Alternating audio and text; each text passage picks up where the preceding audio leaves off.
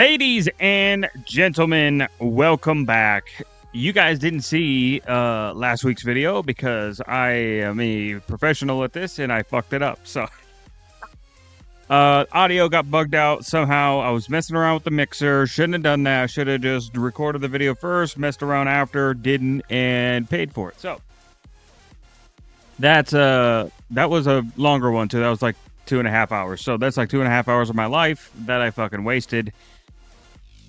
So it goes. So it goes. As a rookie at this game, I got a little bit of learning to do yet. Let me shrink myself down that way y'all can see. Yeah, we'll go right here. So, bit of a different lineup today. We have a Midnight Club. What happened to Peak? What happened to Peak Car Cinema? And then we have one of the most popular games out right now. I secretly watched 400 players simulate a dinosaur island, the Isle. This has been popping off. Right now, it is sitting at about 20,000, I believe. On old Steam here.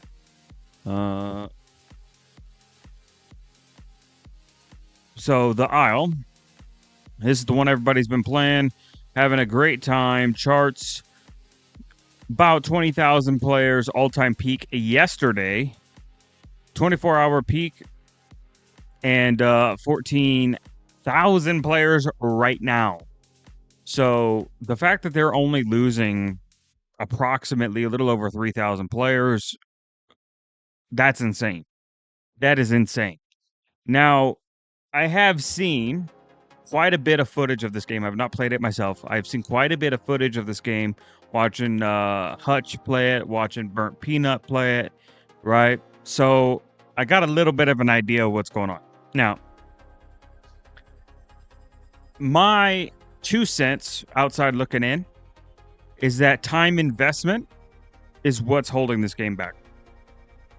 I'm not saying that the time investment shouldn't be there, but they should probably make it a bit more approachable for a casual, right?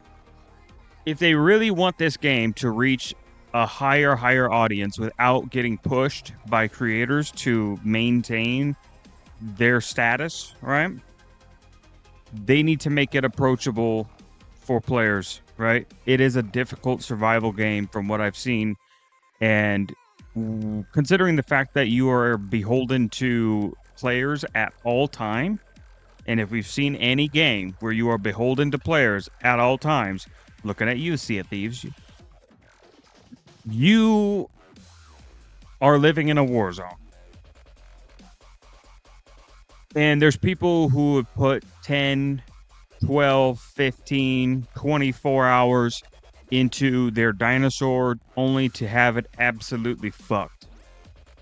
And there's this kind of bullshit strat that people are using called multi-packing, I think is what it's called, where it's like different dinosaurs are running together to kind of work as a protective unit. I watched Burnt Peanut and his little raptor gang go up against a multi-pack between some crocodilian Deinosuchuses and a couple ceratops, right? I think that's the one I remember.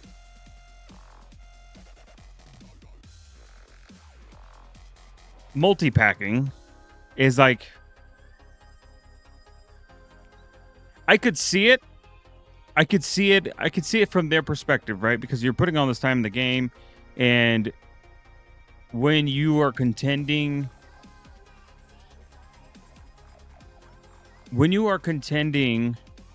with time itself, you're gonna do whatever it takes to fucking keep your dinosaur alive, even if that means running with something that it typically would never run with, right?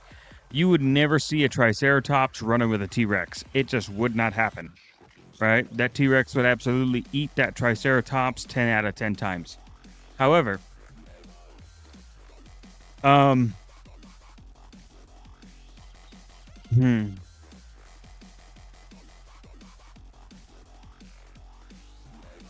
At the same time, if you want to reward people to group up together and be of a proper pack, if you will, I think fixing the time investment to not be such a high ceiling would be the way to do it. For somebody like me who only seen the game, has not played it, has not downloaded it, the one thing that is keeping me from that game is time investment, is the fact that I could spend 15 hours on a T-Rex and then just get fucked by a bird, a Triceratops, and some fucking bullshit, I don't know, Allosaurus or something, right? Multi-packing, and then just fuck me, right? And then all that time that I had, gone, right? I feel like this is something that, like, if you want to encourage kind of like a hardcore survival, being a bit forgiving on the time it takes to raise up your dinosaur, I think is, or like maybe, I could see, like, the best way that I could see this, right, is that I think they should go for like a high risk, high reward strategy, right? So if you're, let's say, an Allosaurus, right? You're an Allosaurus, you're running around. Oh yeah. In case you're not a dino nerd like I am, hold on. Let me show you what an Allosaurus is, so you understand. I am not gonna spell this right, so fuck off. This is an Allosaurus, approximately. All right. There's gonna be multiple different takes on this, but you know, this is an Allosaurus. Okay. So that way you understand what I'm talking about here. Just a very agile, semi-larger dinosaur, right? This thing's out for blood. So if I'm running this, it would be nice to be able to start low, right? Kill a goat, kill a deer, kill a pig, kill a fucking whatever, kill a raptor, right? And then as you continue to go more risk for more reward, I think that the game should kind of boost the XP level of how fast you are growing, right? Because it shouldn't be comparable that I don't know, what's the best way to explain it? A multiplier. That's what I'm looking for. I'm looking for a multiplier, right? So if me and my gang, my fucking 3 fucking Allosaurus brothers, right? Let's say there's 3 of us running and we kill 2 Triceratops. As a group, we should get a multiplier for those kills. Now, this is only assuming that I did damage to both Triceratops before they died, right? And then you can eat them, and then that gives you a multiplier. So you gain XP faster, you grow faster, and then you go find a T-Rex, you 3-bang a fucking T-Rex, and then that T-Rex gives you crazy amount of points, right? I think that is probably the way. So like the time investment is the same. However, you attain it faster based off of how much risk you're taking in the game. That encourages players to kind of go out there and interact with the other players of the world faster, quicker. And then as far as like discouraging multi-packing goes, I think it's whatever. Because if you're a streamer and you're jumping in there, right, and you're getting fucking stream sniped and you have a pack of 20 goddamn raptors with you, I think all's fair, love, and war, man. You better not get on that server if you don't want to get absolutely raptored the fuck up, right? So, you know, in that case, multi-packing is what it is, right? Now, I do think that there should be some. I don't know how they would limit this, but you know, I mean, obviously they can't just let it take over an entire server. I mean, shit, you could fucking force multi-packs to fucking play in their own server for all I care, right? Dedicate one for multi-packing, dedicate one for regular packing, and just make it impossible to multi-pack. And if you're staying in the vicinity without doing an action of other players like that, I don't know. There's not really a good solid way to punish that, but you know, it is what it is. It is what it is. I just kind of given up on fucking trying to figure out a way in my head right now to just fucking fix that. I don't know enough about the game. I think is the big problem there to be able to give you a solid answer on how to get rid of that. But as far as the experience part, though, As you watch this, 1,000 AI... Jesus Christ. As far as the experience goes, that's easy to solve. Just make it a multiplier. The more you kill, the higher the multiplier goes, and you stack it to grow faster type thing. Because like the growth rate is kind of ridiculous. I'm not trying to invest 15 hours to get an insane T-Rex just to fucking get absolutely fucked, right? So you got to kind of prepare for the fact that players are going to unfairly get screwed over. And if that's the case, there needs to be a less demanding window to get them back to where they were, so they don't just give up on the game entirely. Because you will lose players. You will. Now, moving on from that, Californians are shocked by these real immigration quotes from Democrats. Yes. We're still talking about politics. We'll always be talking about politics because people need to be informed about these things. Scientists trapped 1,000 AI into Minecraft, and they created a civilization. That's our big kahuna video of the day. And I am very curious to see what these AI came up with. And I'm assuming it's either going to be amazing or it's going to be oddly off-putting. So, let me go through here. Bang, bang. Bang, bang. Perfect. All right.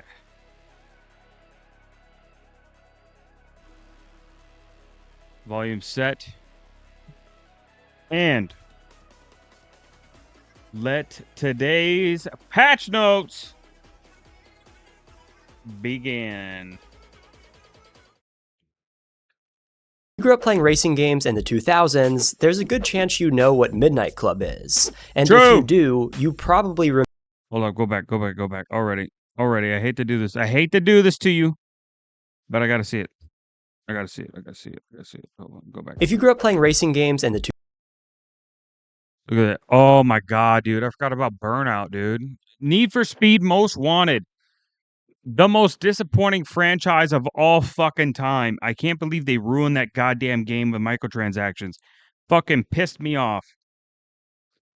There was one Need for Speed game that I have to look on Game Pass. There's one game that I downloaded to try out, and it was the one where the intro of the game was, "Oh, if you see the car, you can take the car."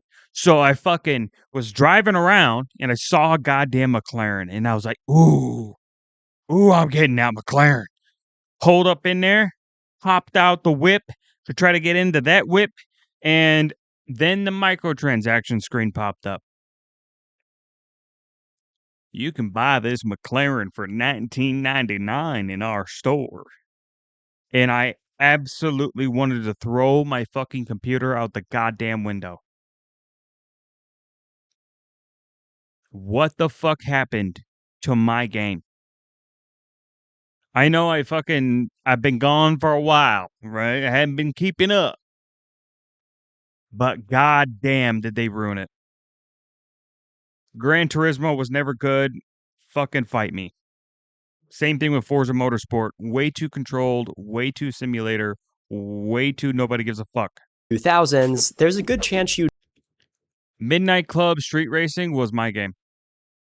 This is the one. This is the one that set the standard for me for just open roaming, not doing a fucking thing that I should be. Fucking game. know what Midnight Club is. And if you do, you probably remember it fondly.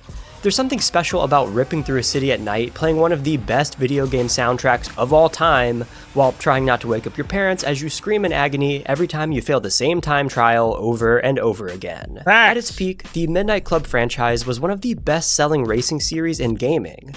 The final entry moved nearly 5 million copies across PS3 and Xbox 360, making it Rockstar's second highest moneymaker at the time. It had a cult following, a reputation for intense street racing action, and an open world formula that was ahead of its time. And then, nothing.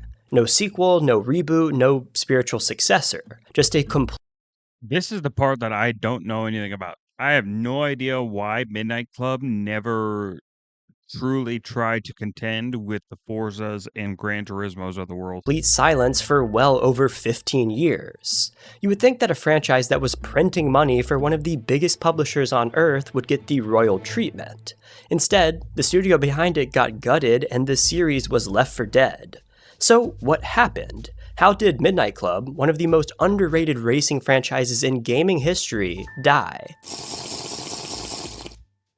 This is gonna be a rough one, boys. The story of Midnight Club begins with a small animation studio called Angel Studios, founded by Diego Angel in January of 1984. They weren't a game developer, they made computer animations for films and music videos, and they were good at it. They worked on visual effects for The Lawnmower Man in 1992, which became a surprise box office hit, and they won an MTV award for their FX work on a Peter Gabriel music video in 1994. But more importantly, the company culture was something special. Vacation time was plentiful, and it was common for Diego to hand out tequila to employees on what they called Sippy Whippy Fridays. That kind of environment would become important to remember later because I don't know about that there tequila, but my friend, that's a good workplace environment right there. You mean to tell me we got Whiskey Wednesdays? Hell yeah! things would change dramatically. Angel Studios made the jump to games in 1993 after landing a partnership with Nintendo. Their first full title was Major League Baseball featuring Ken Griffey Jr. in 1998. I thought this looked familiar. I played the fuck out of this game. Oh my god. Yes, that was the real name. It was a solid start, but it was their next project that would put them on the radar for the company. I just thought about this, but Nintendo 64 games had names as long as isekai anime names nowadays. That's kind of nuts. That would change their trajectory forever. Midtown Madness released on May 18th, 1999 for PC, and it was notable for being an open-world racing game set in real-world locations. At a time when most racing games stuck to closed circuits and predefined tracks, this one turned the streets of Chicago into your personal playground. Cops would chase you while you raced around, your vehicle could take damage and eventually get totaled, and there were a bunch of licensed vehicles including the Volkswagen Beetle. The game shipped with 4 modes: Cruise, Blitz, Checkpoint, and Circuit, giving players a surprisingly varied experience for the era. It reviewed well, and by April of 2000, it had already sold over 100,000 copies. And that success caught the attention of a publisher that was quickly becoming one of the most ambitious names in the industry, Rockstar Games. Now, this is one thing that always confused me, right? The one thing that always confused me about these massive, massive studios, we're talking the Ubisofts of the world, the Bungies of the world, right, that have all this bloat. It would be easy for them to completely separate the people of the studio to specific projects rather than try to have all of them work on the same thing all the time, right? Why do you have 1,000 developers, 2,000, 3,000 developers working on the same goddamn game? You know how much fucking bullshit that's going to bring? When you could have 6, 7 games being made by smaller teams that would be 10 times more efficient, more effective, if you are allocating the right people to the right game. And then you find out where the weak points are and the people who actually don't know what the fuck they're doing, and you absolutely fire them and then replace them like a cog in a machine. I just don't get it. I don't get it. It's the same thing that GTA 5 Online suffers from. Because if you ever seen GTA 5 online devs try to fucking patch out something that the players are using to exploit the game. It, one, takes forever. It then, two, breaks something else almost every fucking time. Every single time. These motherfuckers don't know how to code. They don't know how to patch shit. And it's just like, what are you doing behind closed doors that you can't make this work? And I genuinely think, like, there's partly due to, like, overhiring and shit. They probably fucking brought in too many useless fucking people, and they don't wanna do the bad thing, and that's fire them all. 2, I think they are allocating the wrong people to the wrong titles. I think if they coulda easily kept up with this franchise if they would have had people who are genuinely interested in making Midnight Club games, and then have them spread out and away from the people who are into the cowboy western games, making the Red Dead Redemption games. Keep those people separate from both the Midnight Club guys and then also the ones who are going to be working on the next Grand Theft Auto. No intermingling, no fucking asking nobody shit for nothing from any other team aside from the team you're working with. And if you can't get it done, then you'll be replaced until you can get it done. That's the way it needs to work. Why are we wasting time?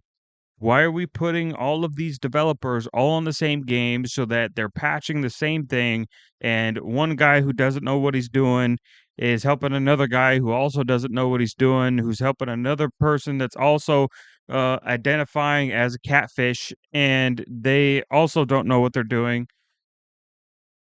What are we doing? That's why these studios go down. That's why these studios fail, right?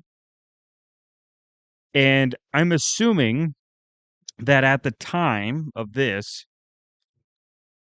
they weren't big enough for that, right? But I do think that they probably were still small enough that they could allocate everyone to the same game that they wanted to do a major release of, whether that would have been Grand Theft Auto at the time or Red Dead Redemption, right? Start saw what Angel Studios had pulled. But fucking 10 plus years to make a game? What the fuck? What is going on? It shouldn't take anyone 10 plus years to make a fucking game. No one. You have too much overlap somewhere. Or there is a bunch of wasteful fucking people who are good at making meetings and not making code. Off with Midtown Madness and recognized that this team had cracked something special with open world racing. So the two companies struck up a partnership. Rockstar would publish, Angel Studios would develop, and together they'd take that open world racing formula and push it further than a PC game ever could onto the hottest new console on the market, the PlayStation 2. The result of that partnership was Midnight Club Street Racing, which launched on October 26, 2000 as a launch title for the PS2. I lived in this game. I lived in it. This was effectively a spiritual sequel to Midtown Madness, but refined for consoles and given a much grittier street racing identity. The premise was straightforward. You start career mode with a crummy taxicab and work your way up by winning races against opponents on the streets of New York and London. Races used a checkpoint system, sometimes against a single opponent and sometimes against a full field. Cops would show up and chase you, your car took damage from collisions, and if you took too much punishment, it was game over. There were destructible elements scattered around the maps, similar to Crazy Taxi. Arcade mode rounded things out with 4 sub-modes: Cruise, Head-to-Head, Waypoint, and Capture the Flag. I cruised all the time. Plus local multiplayer support. While nowhere near the first open-world racing game ever made, Midnight Club was the first to bring that concept to a mainstream audience in a meaningful way. Reviews were a bit all over the place, ranging from a couple of 5 out of 10s to multiple 8 out of 10s. Some critics praised it for shaking up the arcade racing formula, while others felt that the game was repetitive and lacked enough stage variety. Despite the mixed reception, it still won IGN's Racing Game of 2000 award, and by December of that year, it was the 5th best-selling PS2 game on the market. Over its lifetime, the game generated $43 million in revenue on 2.5 million units sold. Not bad for a launch title from a studio that had only been making games for a couple of years. What's wild is that Midnight Club Street Racing wasn't even Angel Studios' only PS2 launch title.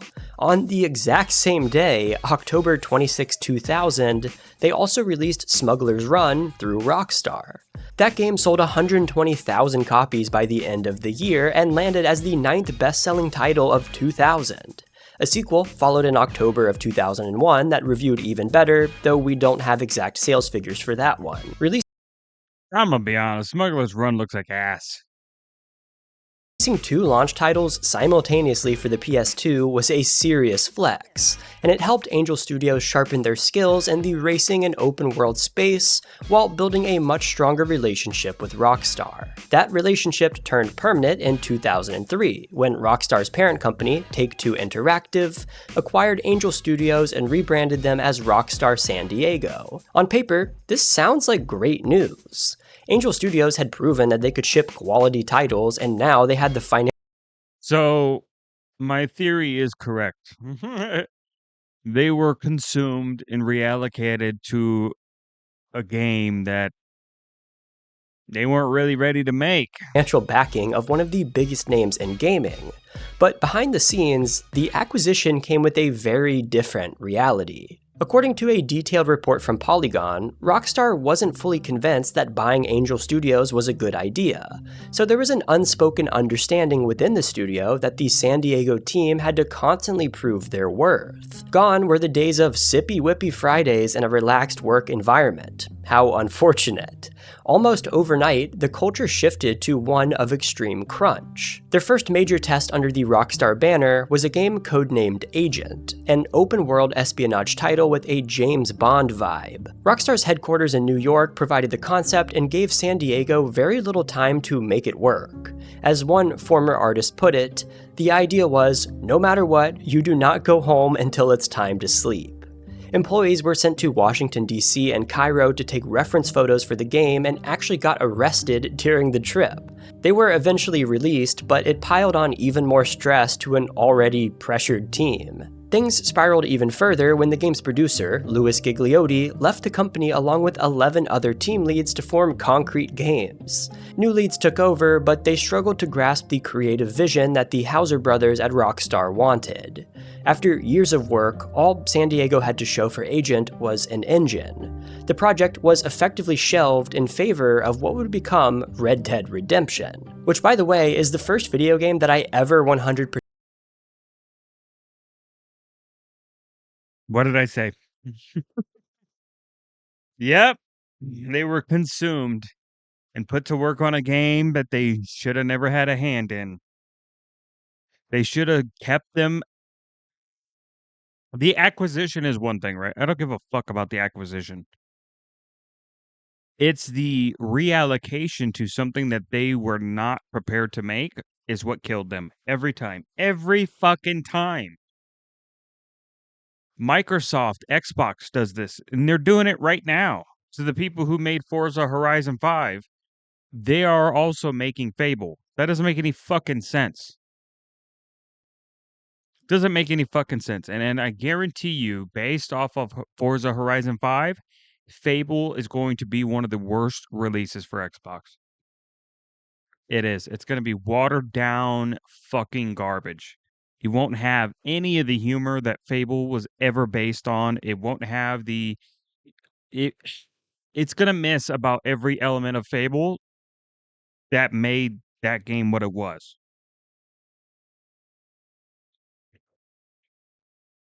And it's insanely frustrating for me to see these big companies just not fucking get it. They never get it. Sony is the same way. So before you fucking retards get in here and you fucking start saying, Microsoft Xbox sucks. Sony does the same fucking thing. They do the same thing. They acquire a studio, they put them on a project that they don't know how to do, and then they end up scrapping the studio purely because of the fact that you put them out of their element. You forced them into a position of which they could not deliver on, and they never would have. it is not fair to that studio. I honestly think that there needs to be some sort of law in place, because I do think it's very toxic. I do think it's it's an exploit in the games industry that is not fair to those studios who could have continued on for 5-10 years and put out insanely good games had they stuck to what they knew how to do. I genuinely believe that there needs to be legal action against Microsoft and Sony for those very fucking things. I would be 100% okay with that. 100%. Presented, and probably to this day, one of my favorite video game stories ever. So I actually just launched a video game story recap channel, and there's a video live right now summarizing the Red Dead Redemption story. So if you want to check that out, and if you're looking for some chill story recap videos to watch while you fall asleep or eat food or something, you can find a link in the description below. Anyways, to top all of this off, Rockstar was hit with a $2.75 million lawsuit from former employees for unpaid overtime that stretched all the way back to the Angel Studios contract days. Who would have thought? They settled for the full amount in November of 2008. This is the environment that the Midnight Club sequels were being made in. But despite all of this chaos, the games themselves kept getting better. So, Midnight Club 2 was the first game released under the Rockstar San Diego name, and it was a significant step up from the original. The game took players across 3 new cities: Tokyo, Los Angeles, and Paris. Motorcycles were introduced for the first time, the maps were bigger than anything in the first game, and the production values were noticeably higher. The AI was also more unpredictable and aggressive, to the point where Midnight Club 2 is honestly still one of the most difficult racing games you can play today. The game didn't try to be a realistic driving simulator. It leaned into the fun factor with new moves like two-wheel driving and burnouts that you could unlock as you progressed. Career mode was mostly the same structure as before, just more polished and longer, with a lot more freedom in how you reached checkpoints. A lot of people forget, like, this was the Forza game. Like, if you weren't playing Forza, you're playing this. There were tons of potential routes through each race, some way better than others, which added a layer of strategy that the first game didn't really have. Arcade mode got a major addition in circuit mode, which offered your standard multi-lap races. Beating all of them was required to unlock the final career race, which gave players a reason to actually engage with every part of the game. The mode even supported online play through Xbox Live, which was a massive deal at the time. Critics were largely positive, with most mainstream outlets enjoying the game, except for Edge, who gave it a lower score for some reason, and Playboy magazine, who apparently reviewed it too. I'm not joking. According to Metacritic, Playboy reviewed 131 games in the early 2000s, and Midnight Club 2 was one of them. I have no idea why. Regardless, the game sold 1.78 million copies, firmly establishing the franchise as a legitimate racing series and proving that there was a real audience for what Rockstar San Diego was building. Then came Midnight Club 3 Dub Edition in 2005. Now this was my first experience with the series. I never played the first 2 Midnight Club games, so Dub Edition was my introduction to this world. It's a lot of people's. And what an introduction it was. For the third entry, Rockstar San Diego partnered with Dub Magazine, a publication that was basically the real-life authority on the car culture that the Midnight Club series was inspired by. Dub was heavily involved in the development process, and that collaboration helped the game to achieve one of the most in-depth vehicle customization systems of its era. You could modify your rides visually and mechanically, with gameplay affecting upgrades that kept even weaker cars viable throughout the game. And the customization in this game was absurd for 2005. Especially when compared to other racing games of the era, I remember spending a ridiculous amount of time just messing around in the garage. You could tweak your paint job, throw on new rims, adjust the body kit, upgrade the engine, and the car actually felt different afterwards. I know this sounds pretty typical today, but back then it really wasn't. You could feel the difference of your upgrades on the road, and that kept you coming back to the garage over and over again. And for the first time in the series, Midnight Club 3 featured officially licensed vehicles, which was a huge deal for the car enthusiasts in the fanbase. There were many different vehicle classes this time around, including muscle cars, classics, tuners, SUVs, and more. Each class had its own pros, cons, and unlockable special abilities. There were even in-game groups dedicated to each vehicle class. New race types were added too, including unordered races where you could hit checkpoints in any sequence, plus autocross, track, and rush modes with their own twists. Arcade mode got paint and tag modes with online support, adding even more variety.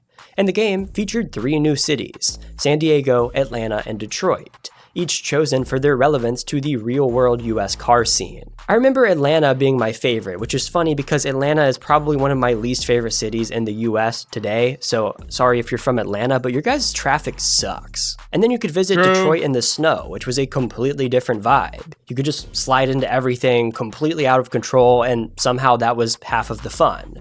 Just cruising around those cities with no objective, messing with the hydraulics on an SUV, or drifting the entire freeway loop. That was peak gaming for me as a kid. Reviews were mostly stellar. Some critics took issue with the decreased difficulty compared to Midnight Club 2 and occasional frame rate drops, but the extensive customization, heightened sense of speed, and polished new features won over the vast majority of reviewers. Sales reflected that. 1.6 million copies on PS2 and a staggering 3.66 million on PSP, which showed just how well the game translated to portable play. The series was clearly on an upward trajectory, but something odd was about to happen at Rockstar San Diego. Can you guess what it was? While you guess, a quick word from today's sponsor, Snacksy. Ha ha ha, real fucking funny, buddy. Title and Rockstar's entire catalog, Rockstar Games presents Table Tennis. Yes, that's fucking what? It's a real game.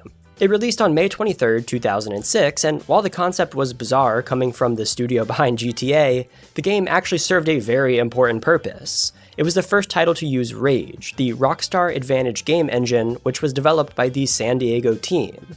Rage would go on to power nearly every blockbuster Rockstar title after that, including the GTA and Red Dead series. True. The game itself was genuinely good, and it's still considered the best table tennis game ever made, but its real legacy was proving that Rage was ready for prime time. This isn't super important for the video, but I thought it was interesting to throw out there. Midnight Club Los Angeles was the first and only entry in the series to hit PS3 and Xbox 360, and it was built on that same Rage engine. The jump to current-gen hardware at the time allowed for some impressive new features. Dynamic weather was introduced, and it actually impacted gameplay. Rain decreased your car's traction, and traffic patterns changed depending on the time of day. Loading screens were the shortest the series had ever seen, a new leveling system with reputation points was added, and police could now appear in any race instead of just certain scripted ones. Rather than spreading the game across multiple cities, Rockstar San Diego opted to build one huge, detailed map of Los Angeles. There were 60 collectibles scattered across it, and you could race with up to 16 players online. The race editor let you create your own events, and the game utilized the Rockstar Social Club for sharing and tracking. There was a lot of GTA DNA in this game, and you could really feel the influence of Rockstar's flagship series bleeding into the racing formula. And this game had a hold on me that's hard to overstate. The way that the neon signs reflected off of the wet roads after a rainstorm, combined with the absurdly good soundtrack, so good in fact that I literally added it to my radio in Euro Truck Simulator 2. I know, what a loser, is a core childhood gaming memory for me. The game's interpretation of LA felt alive in a way that racing games at the time didn't ever manage to pull off. And don't even get me started on the pink slip races, where if you lose your car. A level of brutality that, again, you don't really see too often in other racing games. Anyways, critics felt that it was a strong entry. For some, it was the pinnacle of the series, while others thought it wasn't breaking enough new ground. The difficulty was also a sticking point for a few reviewers, but commercially, it was by far the best performing Midnight Club game ever. It sold 2.5 million copies on PS3 and 2.4 million on Xbox 360 over its lifetime, with a subsequent PSP port moving just under 1 million units. The franchise was at its absolute peak in terms of sales. By any reasonable measure, you'd expect a sequel to be a given. Instead, what happened next was the beginning of the end. You would think that releasing the best-selling entry in your studio's signature franchise would be celebrated. Instead, most of the team at Rockstar San Diego were handed pink slips. On January 7th, 2010, an anonymous letter written by the wives of Rockstar San Diego was published online, detailing the horrific working conditions at the studio. It described severe crunch, decreasing benefits, Wives of Rockstar San Diego employees have collected themselves. including medical coverage, overtime pay cuts, and a generally toxic environment. Days later, on January 11th, Engadget published interviews with former employees that painted an even bleaker picture. They detailed the aftermath of Midnight Club LA's release. Quote, Jay Panek and Mark Garone, people who were at the company for over 10 years, were fired in 2009 after the completion of Midnight Club LA. Other major people quit after they lost hope in the company after the handling of Midnight Club LA and didn't want to work on Red Dead Redemption. And the frustrating part is that it wasn't like the series was underperforming. According to those same former employees, Midnight Club, quote, was the second highest moneymaker for Rockstar at the time. The problem wasn't the games, it was the people calling the shots from across the country. Former staff described a culture where, quote, anyone from the New York office is feared because people in the San Diego office know that they are unstable and needy. In other words, if a comment comes from a person from New York, it's a mandate that needs to be immediately addressed regardless of previous priorities.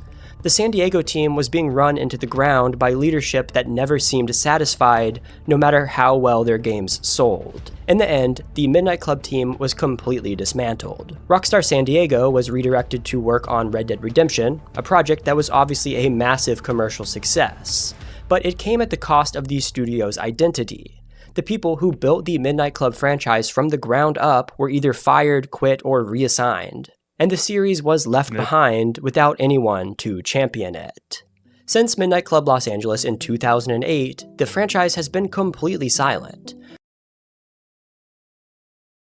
Do I see a world where Midnight Club could ever come back?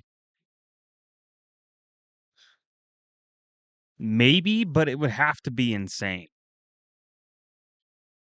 It would have to be insanely good because you're now competing with Forza Horizon. And even for all the flaws that Forza Horizon 5 has, and Forza Horizon 6 will likely have as well,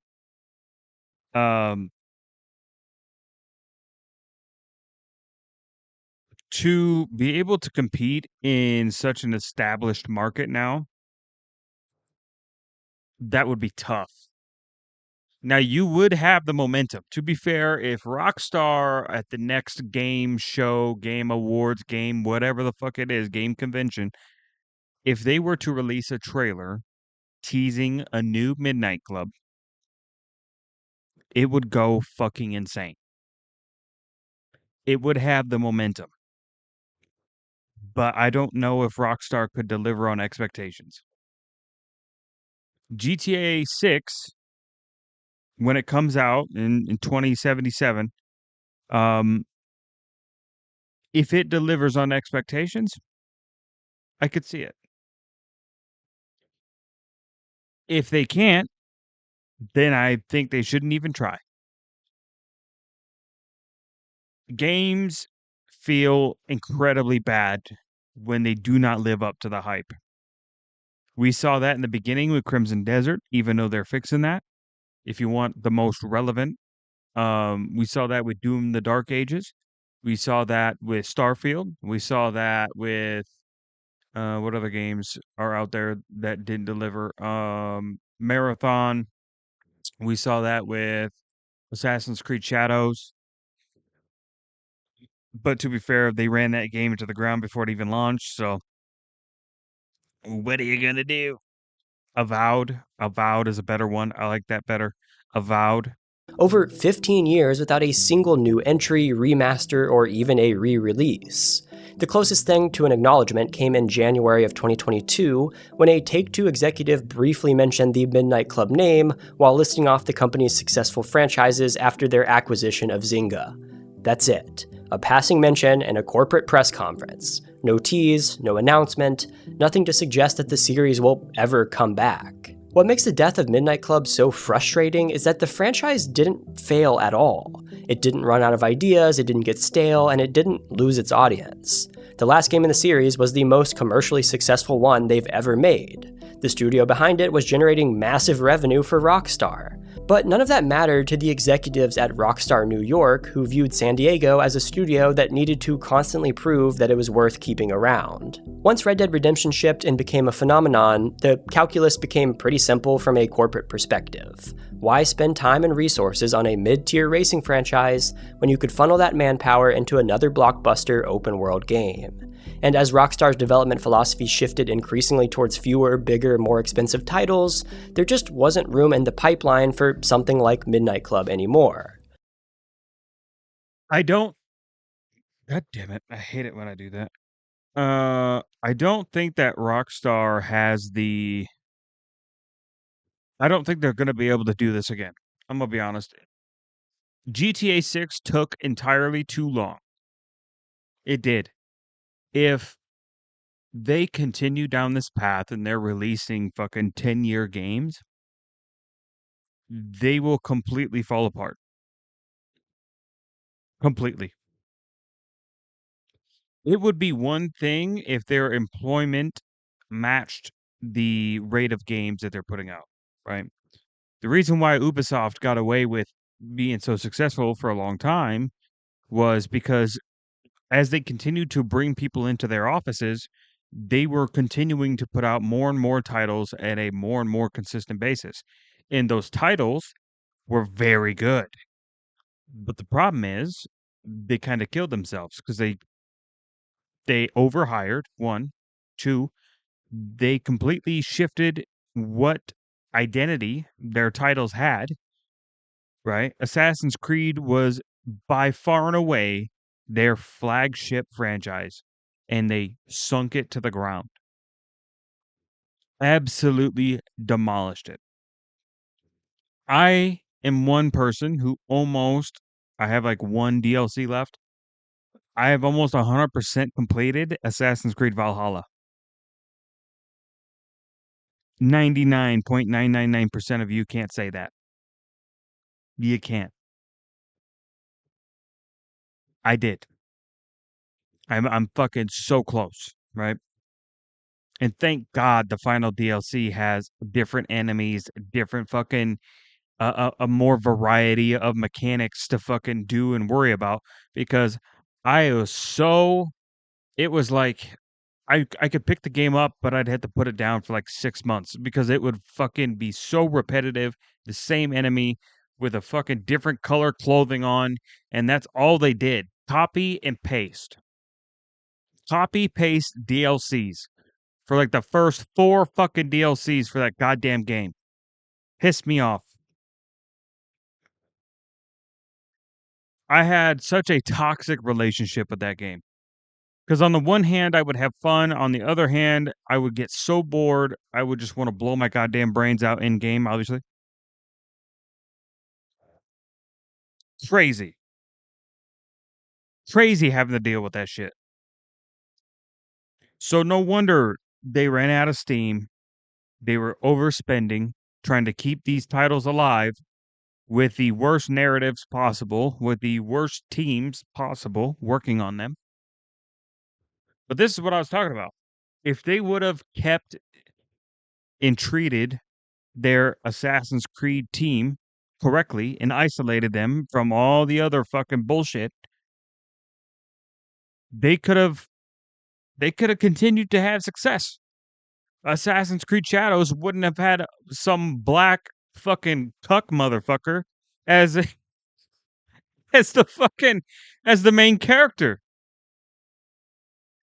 Would have had a respectable fucking hardened fucking strong samurai as like a proper Japanese samurai at the helm to truly be a badass and fucking bring people into the game. My friend tried to argue with me one time when I was talking to him about Assassin's Creed Shadows, and he's like, "Why are you mad that there's a black person in it?" And I literally retorted with, "Why are you okay with the fact that there's a black person in it?" And then I followed that up with, there are dozens, if not hundreds, of proper, insanely badass Japanese samurai they could have chosen to be in that place, It is 100% a woke bullshit fucking implant to push identity politics and nothing more. And he's like, and I'm trying to think of what he said. And he's like, well, I don't know, man. It just doesn't seem like that big a deal. And then I followed that up with why didn't they have a black man as the as the fucking protagonist of Assassin's Creed Valhalla? And I was like, I'll tell you fucking why. Because that person was white. It was white as fuck.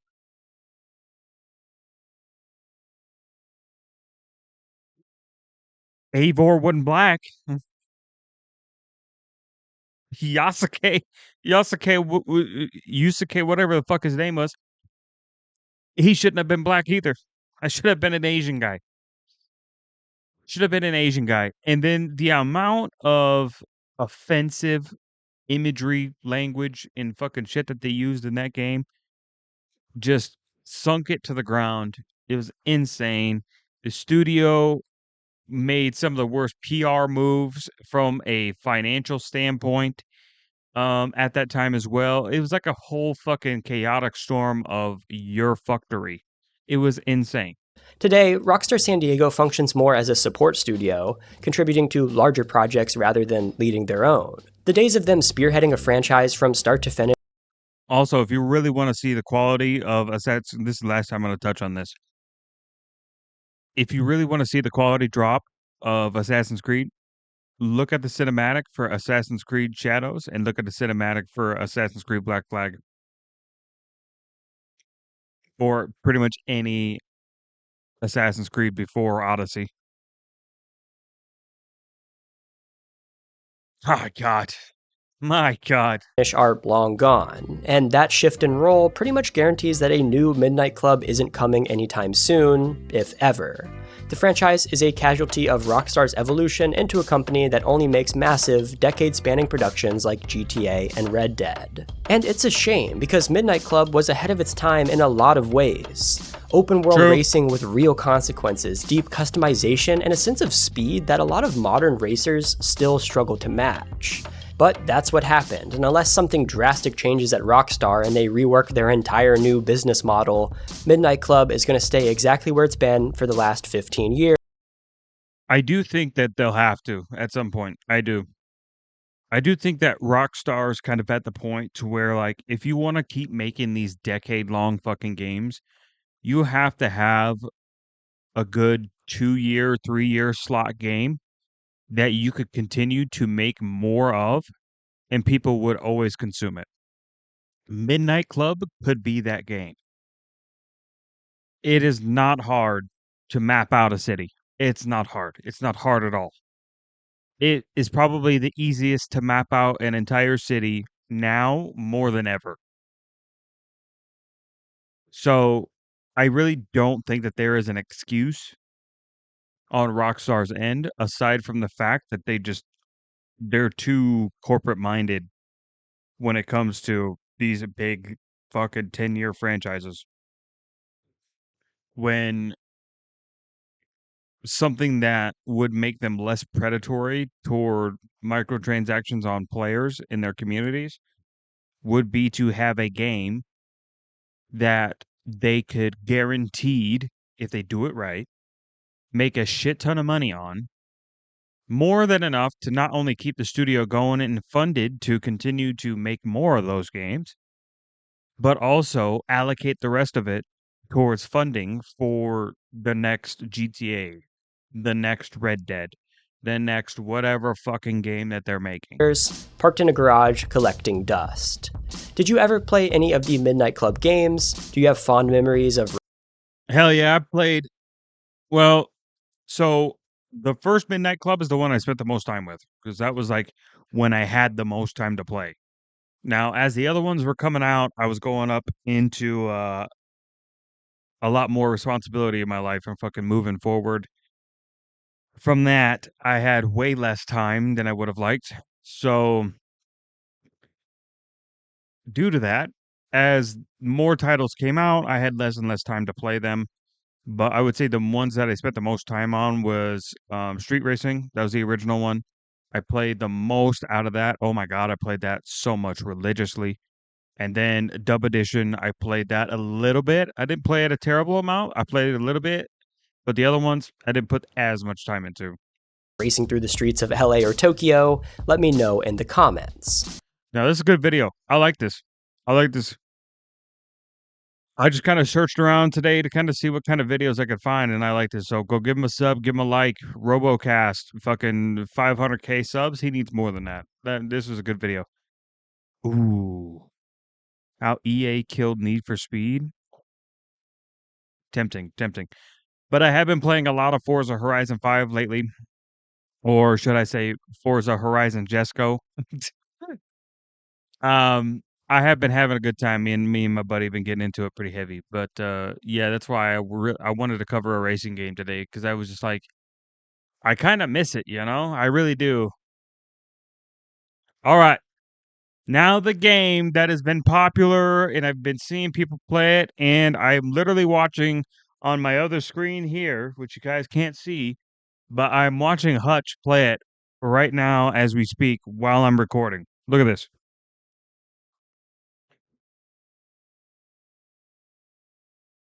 Right there. Oh, hold on. There he is, right there. Can you see it?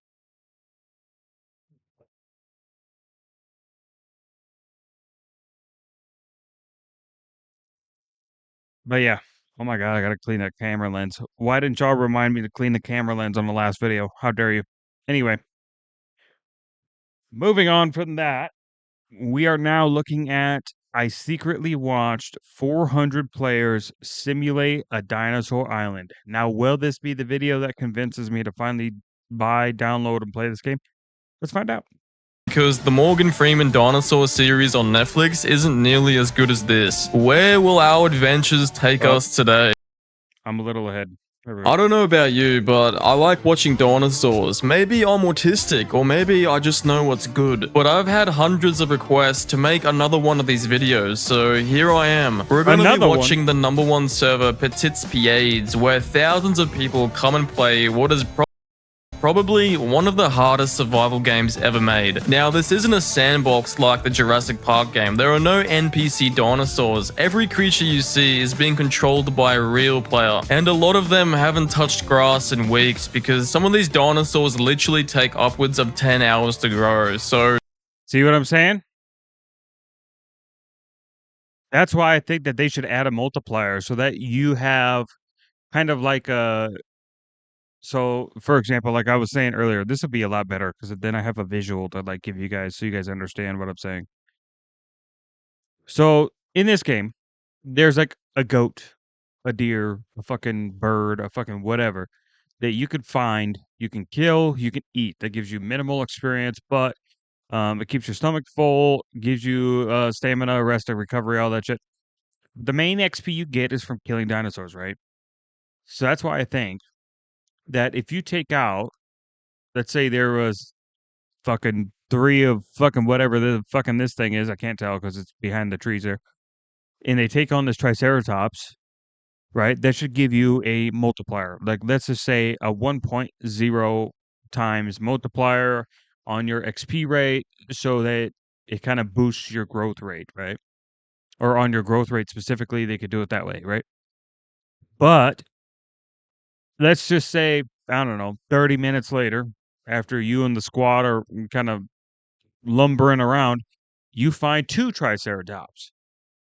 Or you find a Triceratops and a Stego walking together. If you guys kill them, then you should now be at a 3 times multiplier.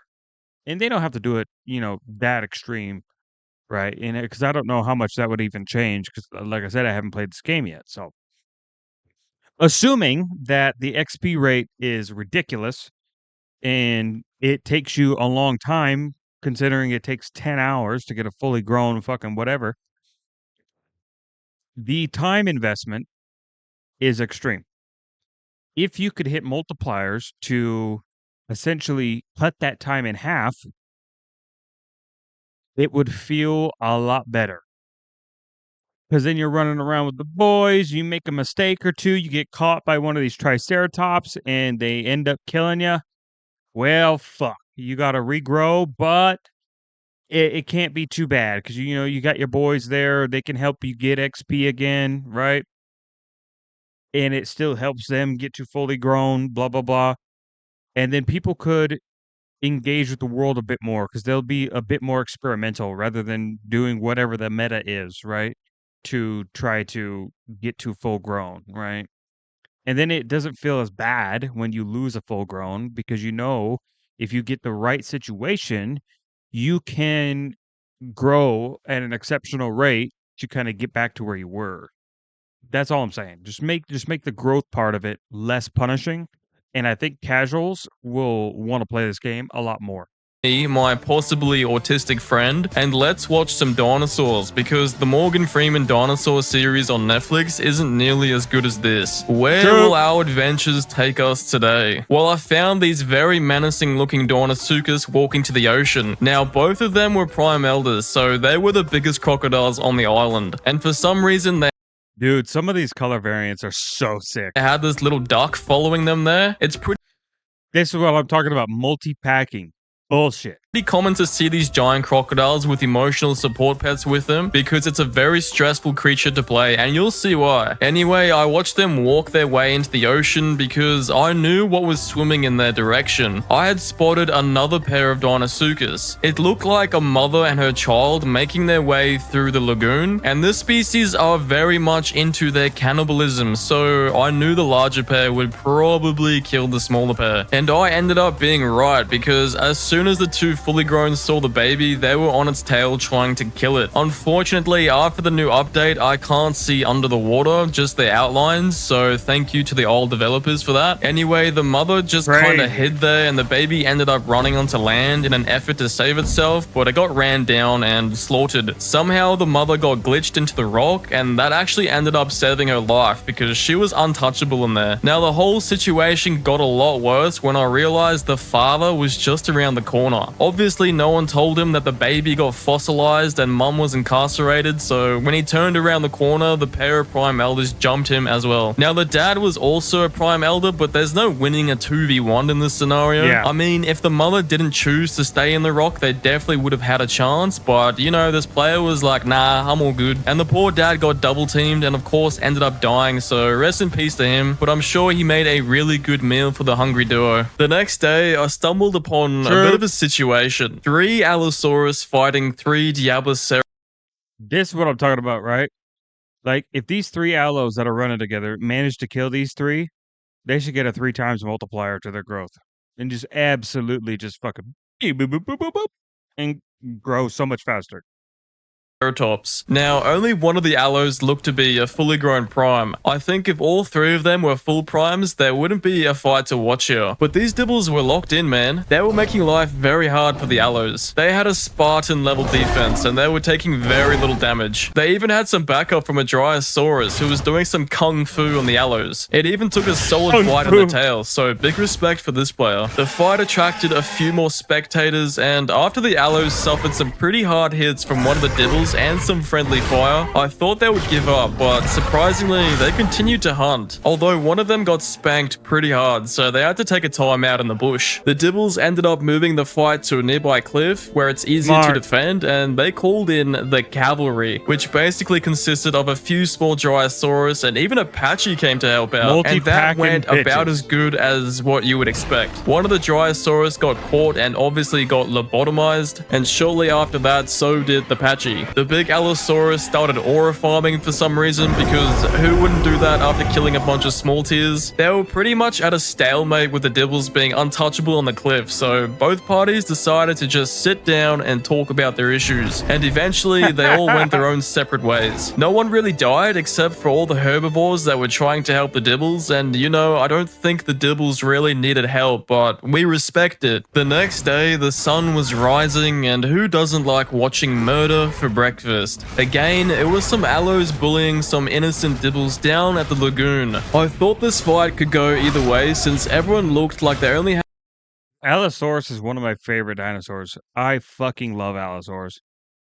had a few hits left in them each, and as far as fights go, I think this was pretty even, but again, I didn't catch the beginning, so who knows if they all started with full HP. I thought the Allos were done for when one of them got knocked down and impaled, but straight after that happened, one of the Dibbles dropped dead. So then it became a 2v1, and the Allos just jumped on the last herbivore and pin slopped it to the ground. Only this was the weirdest pin I've ever seen, and honestly, it looked low-key inappropriate, but maybe that's just me, I don't know. Then I nearly shat my pants, because when I was recording this, I didn't see the two Deinosuchus waiting for the Dibbles to die. Honestly, these crocodiles had some serious aura, because they came out of the water like a couple of gangsters throwing up 3 calls. Obviously, there's nothing the Allos could do to stop these blokes from just taxing their food, and understandably so, the Allos were very unhappy with losing their food. But when I say these Deinosuchus did not care, I really mean it. Remember to never kill anything near the water if there's a Deinosuchus in there, because anything that dies near the water does not belong to you, bud. For the rest of the day, nothing much happened. I found this fight a little late. It was a Stego and a Trike against 2 fully grown T-Rex. The Stego and the Trike weren't actually allowed to be fighting together since it's against the rules of the server, but I don't think these T-Rex will be making a ticket to the admins since it looked like they were the ones abusing these herbivores. The Trike was the first to die and the Stego died shortly after. I also found this Deinosuchus and Stegosaurus. Now, I'm not sure what was happening here. At first, it looked like the Deinosuchus had cornered the Stego, but then it jumped into the water and it was letting the crocodile get bites on it. So my best guess is that these two were friends, and I'm assuming the Stego wanted to die. So why not feed one of your starving buddies in the process, I guess. True. Fair enough. I was busy editing this video at my computer when I noticed these Ceratos hanging around in the compound. This is a pretty obtuse area of the map, so I'm not sure what they were doing here. The only thing around was this nest of Hipsies. They had a pretty sweet nest up here, and it looks like mum and dad settled down and made a bunch of babies. They also seem to be on good terms with their neighbors since none of the Ceratos killed any of them. And I mean, honestly, there's no point in something like a Cerato killing one of these little guys since it would be the same as me eating a Tic Tac for dinner. It just doesn't really make sense. I also tried following this little Hipsy afterwards. I thought it might get interesting and it looked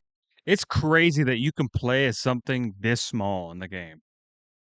That's kind of nuts. like this player was about to end it all at this cliff, but they survived the fall and proceeded to be extremely boring. I don't know how these things are fun to play, but I guess Proceeded it's to more be like a extremely social boring. dinosaur that you play with some chill people. Anyway, it's not my cup of tea. Things finally started getting spicy when I noticed this Triceratop, and I saw it was walking directly towards a fully grown prime T-Rex. So of course you know I had to watch this. The Trike Oh, hell definitely yeah. knew that there was a Rex there because I'm pretty sure it could see it, and it did a little wiggle at the Rex, so that kind of confirmed it. Thankfully, the Rex looked like it wanted a fight, and the Trike was knowingly headed straight into it, so I thought I might be about to witness two good players about to have an epic battle. But when the Trike got to the beach, it started running away. I didn't expect that, but the Rex kept following along. Turns out the Trike just wanted a better position, so it backed itself into some rocks, which wasn't a bad move. When the Rex found it, this player wasted no time and went headfirst into the Trike. Now the Trike and Rex fights are still pretty glitchy and they look terrible, but I guess they're good enough. The two of them actually started sparring. Not too many players actually know how to spar properly, and it looked like they both knew what they were doing. They went in for round 2 and neither of them took any significant damage. At this point, the Crazy. Rex is trying to break its opponent's legs and the Trike is trying to There's keep some the sort of Rex bleed in front of going. its head. These two definitely look like they're headed out for each other, and it's always fun watching a good fight because oftentimes most players choose not to take a fair fight since it's actually the smartest way to survive. Unfortunately for this Trike, the Rex managed to break its front left leg, which is basically a death sentence. Of course, the Rex had to savor the moment and walk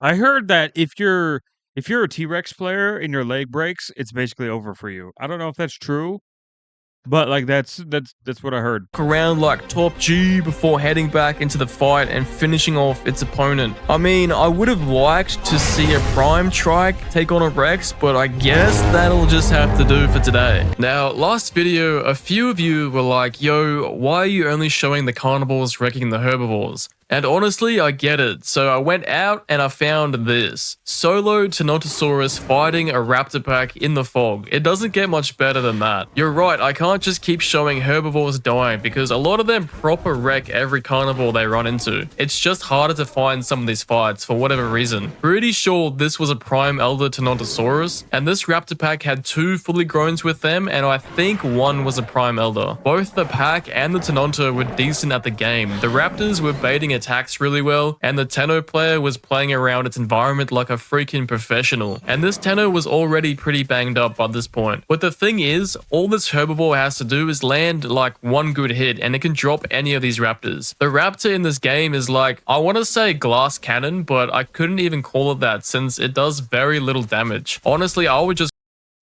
Yeah, from what I've seen, like the way to play Raptor is to really get those bleed procs. And it's a very patient strategy, right? So you get in really quick, you get the bleed proc, you get the fuck out of there, and you keep distance and you keep pressure on. But like if I remember right, I think in this game you can also like if you get by the water, you get in the water, like you can't like the bleed proc goes away or something like that. I think it's something like that that I saw. Um which is like, okay, great. So you got the bleed proc on them, but now they're just gonna go in the water, and then the bleed proc's gonna go away, and you're basically you're fighting a losing battle, right? call it glass because Which is where the pinning comes into play to keep them from running into the water, right? Assuming there isn't a massive crocodile in there about to rip your fucking head off. anything can one-hit them and they can only kill stuff in large packs, and it takes a very long time to do so. Every Yeah, that's what I thought. time a member of the pack dies, it gets much harder to kill the target. And after this Tenno killed one of the biggest raptors, the whole pack was pretty much cooked. This Tenno knew what it was doing and continued to drop another raptor until there was just 2 blokes left. This smaller player kept on the Tenno while the biggest one rested nearby. Honestly, I wish this last small raptor was bigger because this dude was cooking, man. Definitely a top bloke. And when the bigger guy got back, he got spanked. So finally, it was just the smallest raptor left, and the Tenno ended up obviously killing it. Now, you can't say I don't show you herbivores pooping on carnivores. Also, can we acknowledge that there are people out there that will play herbivores but act like carnivores? It's honestly diabolical, and I know a few people that do this like Dove and Coffee Cat. Diabolical. That's such a strat, dude. I didn't even think about that.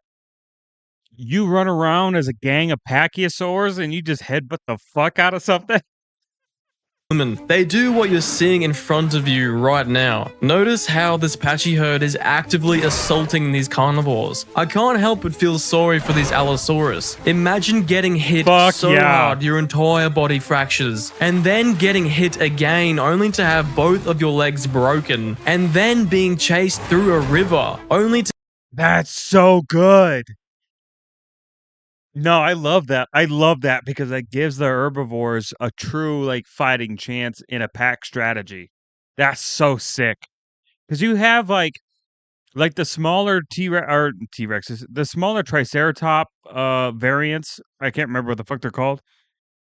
When they get together and they form like a little shield roll phalanx kind of strategy, it looks sick, right? And this one is like such a hyper aggressive, just get in, deal damage, and keep running type fucking strategy. And it's like kind of like the Raptors, but the Raptors are much more of like a slow bleed proc, just fucking let it die type thing. And these are like, no, we're just gonna keep hitting you. It's literally death by 1,000 punches. It's so good. get a few meters on the other side and dying from blood force trauma. On top of that, your mates can't even bury your body because as soon as you die, you get eaten by a 20,000 pound crocodile and probably pooped out in 2 years.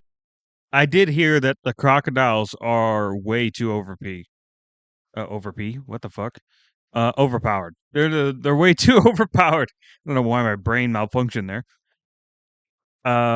Yeah, I heard that they're just excessively hard to kill.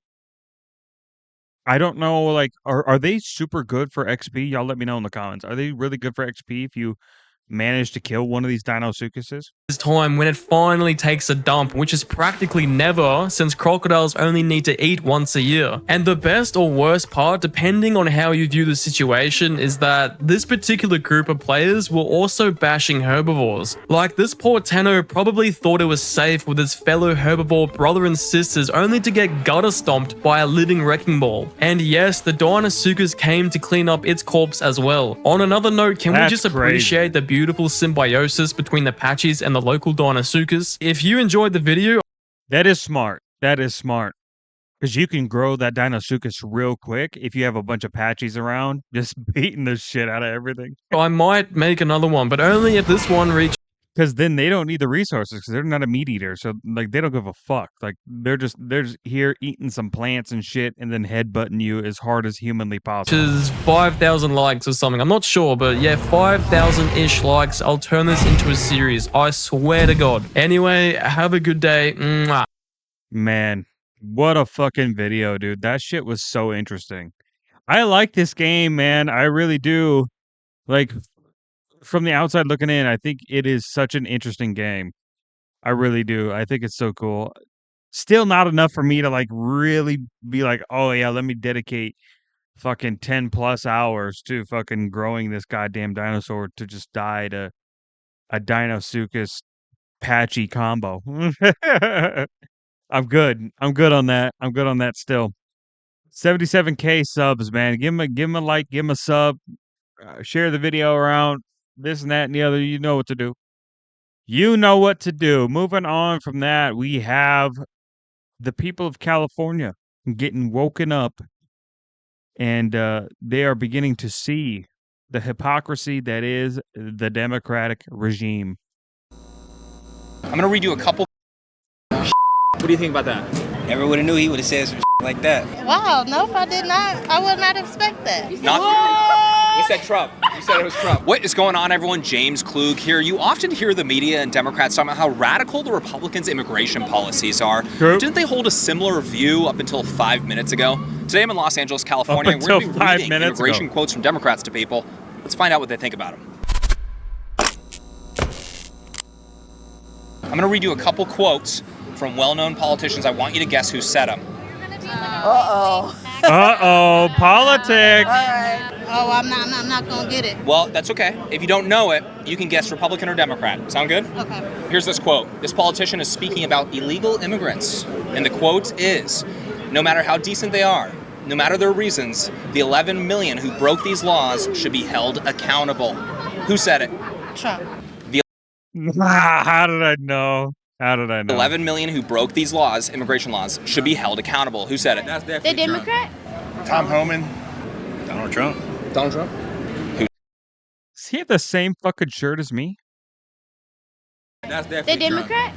Tom Homan. Son of a bitch, he does. That shirt's fire. I ain't even gonna lie, dude. I love Hunter x Hunter. Trump. Donald Trump? Who said it? Trump. Trump said that? Trump. I'm sticking on Trump. That's your answer. Trump? Yeah, Trump. I agree, yeah. You going Trump? Nah, it's Trump. It's Trump. It's Trump. All right, all right. I don't have the answer for that. Okay, Republican or Democrat? I imagine Republican, but it very well could have been due to like the shift. What do you think? Republican. Republican, okay. That guy was almost there. He's almost there. We're gonna go Republican, Tom Homan. Donald Trump. Donald Trump said that. Why do you say Donald Trump? He's a racist. That's what he do. The way he's a racist. On a scale from 1 to 10 on that quote of being extreme, how extreme is that quote? 10. 10. Why do you say Trump? Damn. He's big on immigration and immigration reform or taking immigrants out. So I think it's fair. I think he made a fair assessment, even though he's still wrong. All right, next one is. This is a debate question and answer. Okay. Yes or no? Would you allow sanctuary cities to ignore federal immigration law? This politician said bluntly, no. Who said it? Trump. Of course. Yep. I'll say Republican, but I don't know the exact. I've heard that one, but I cannot put a name to it. That's okay. Who said that? Donald Trump. Who said it? I think that's a Republican. Republican? Yes. Okay. Who do you think said it? I'll have to say Republican. Republican. Where you at? I'm just a Republican. Trump. Republican. Why are you saying Republican? Do you mind if I ask? Because they're against immigrants and they don't believe in sanctuary cities. I'm not sure, but that just sounds like something he's been getting at. That's just typically like the outline of their policies. And I mean, to a degree, it is a justified, response. I mean, with sanctuary cities, you bring in, it's like 90%, 95% good, well-meaning people who want to like improve their life. Bruh.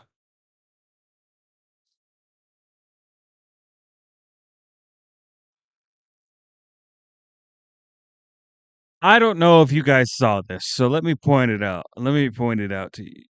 In the middle of filming this video, there's this guy, and he's absolutely twacking the fuck out. I'm going to point him out this time. He comes from right here. He's got the little white shirt on, black hoodie. I'll keep the mouse on him. Just watch him. Just watch his behavior. Typically like the outline of their policies. And I mean, to a degree, right it is a justified, response. He begins tweaking the fuck out. With sanctuary cities, you bring in, it's like 90%, Whacking. 95% Straight good, twacking. well-meaning people who want to like improve their lives, and then you have like that 10% that gives a bad name to everyone. Right there. And you have to look at that 10%.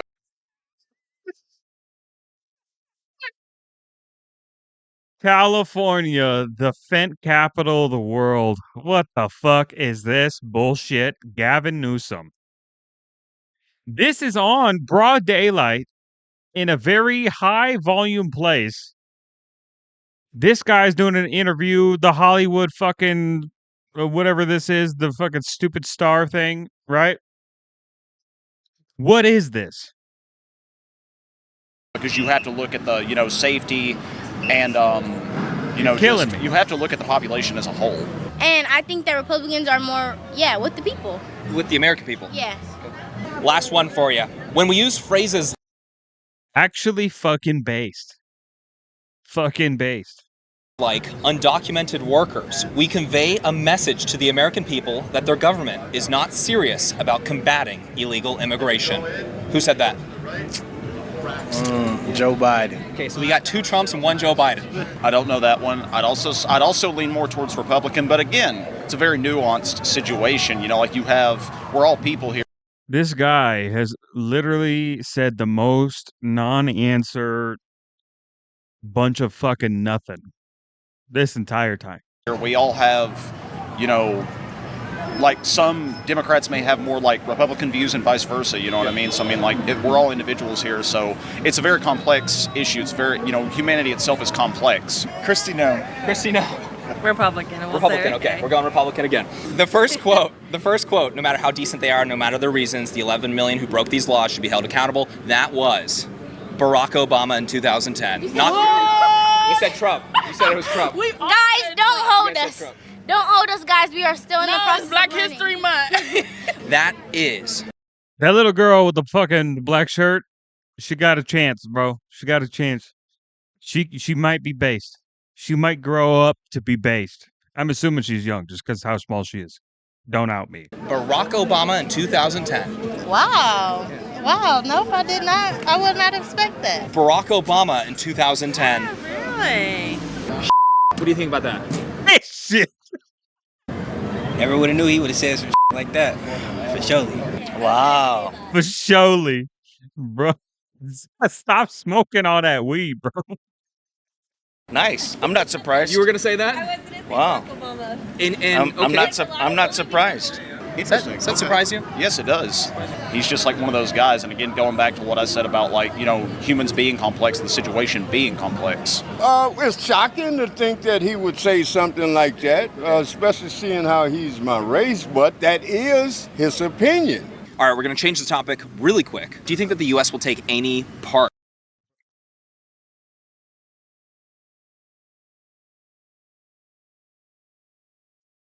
I can't believe this is happening to me. Are those shirts that popular? First the Hunter x Hunter shirt, now the Dragon Ball shirt.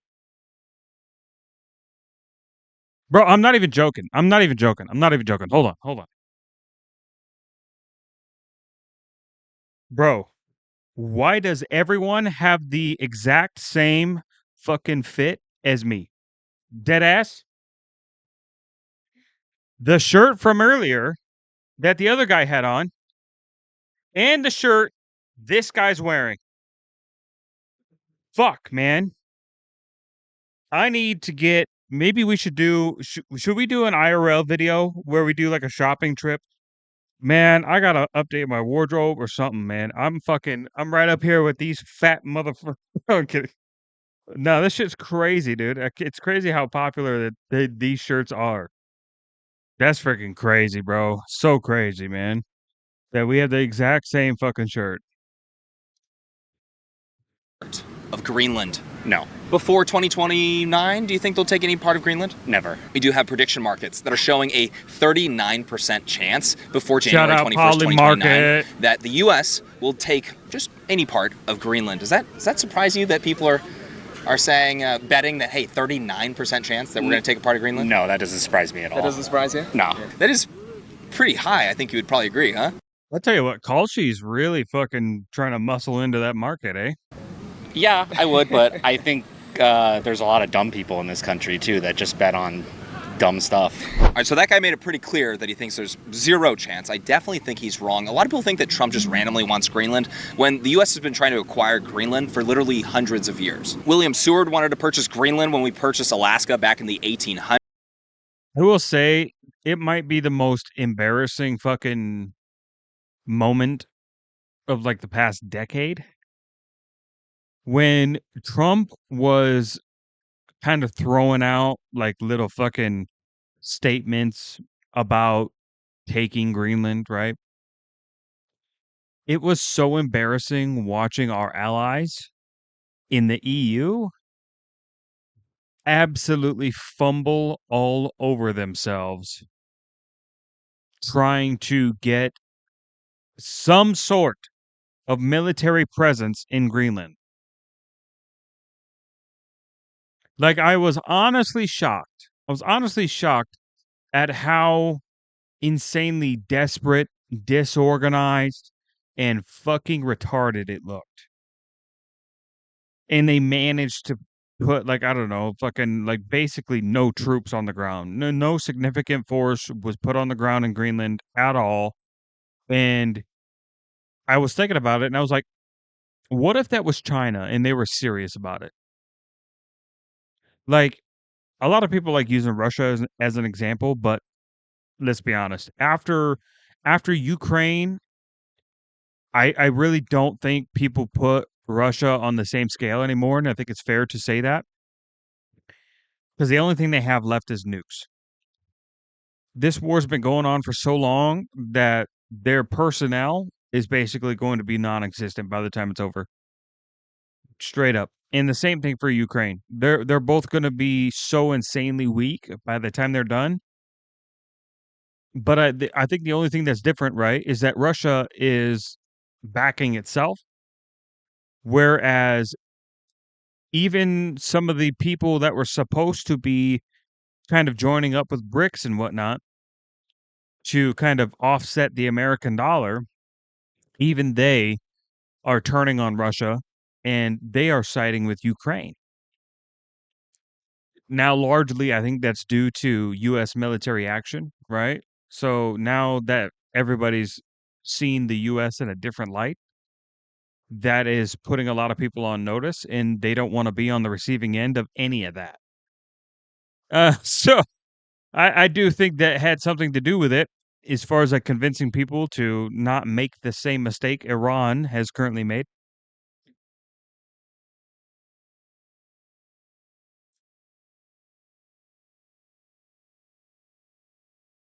But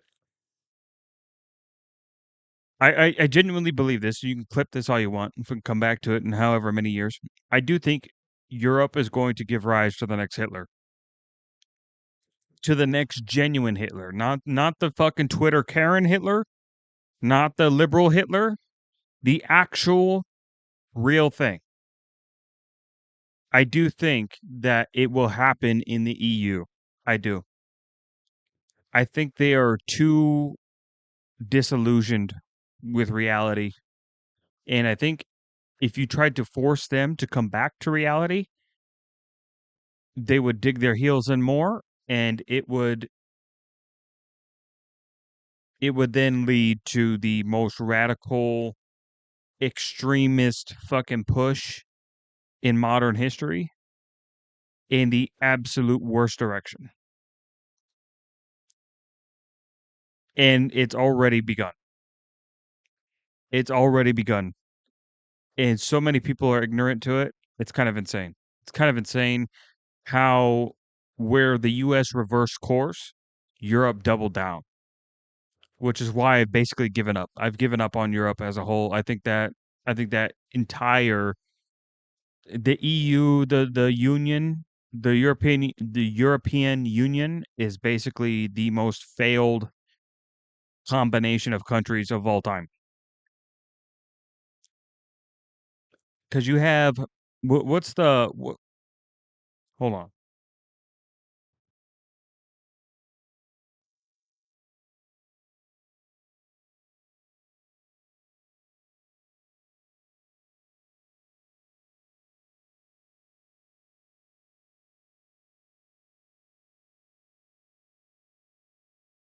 Brussels. I watched a video on Brussels, right? Brussels is the most shit place I've ever seen. Literally shit. Piss, shit, guy injecting his dick while this let me put you on peak real quick. I'm gonna put you on peak real quick.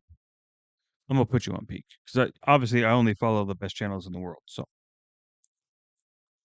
there's a channel that I've been watching for a long time, Spanian. Welcome to Europe's most hated city. He did a city on Brussels, or a city, Jesus Christ.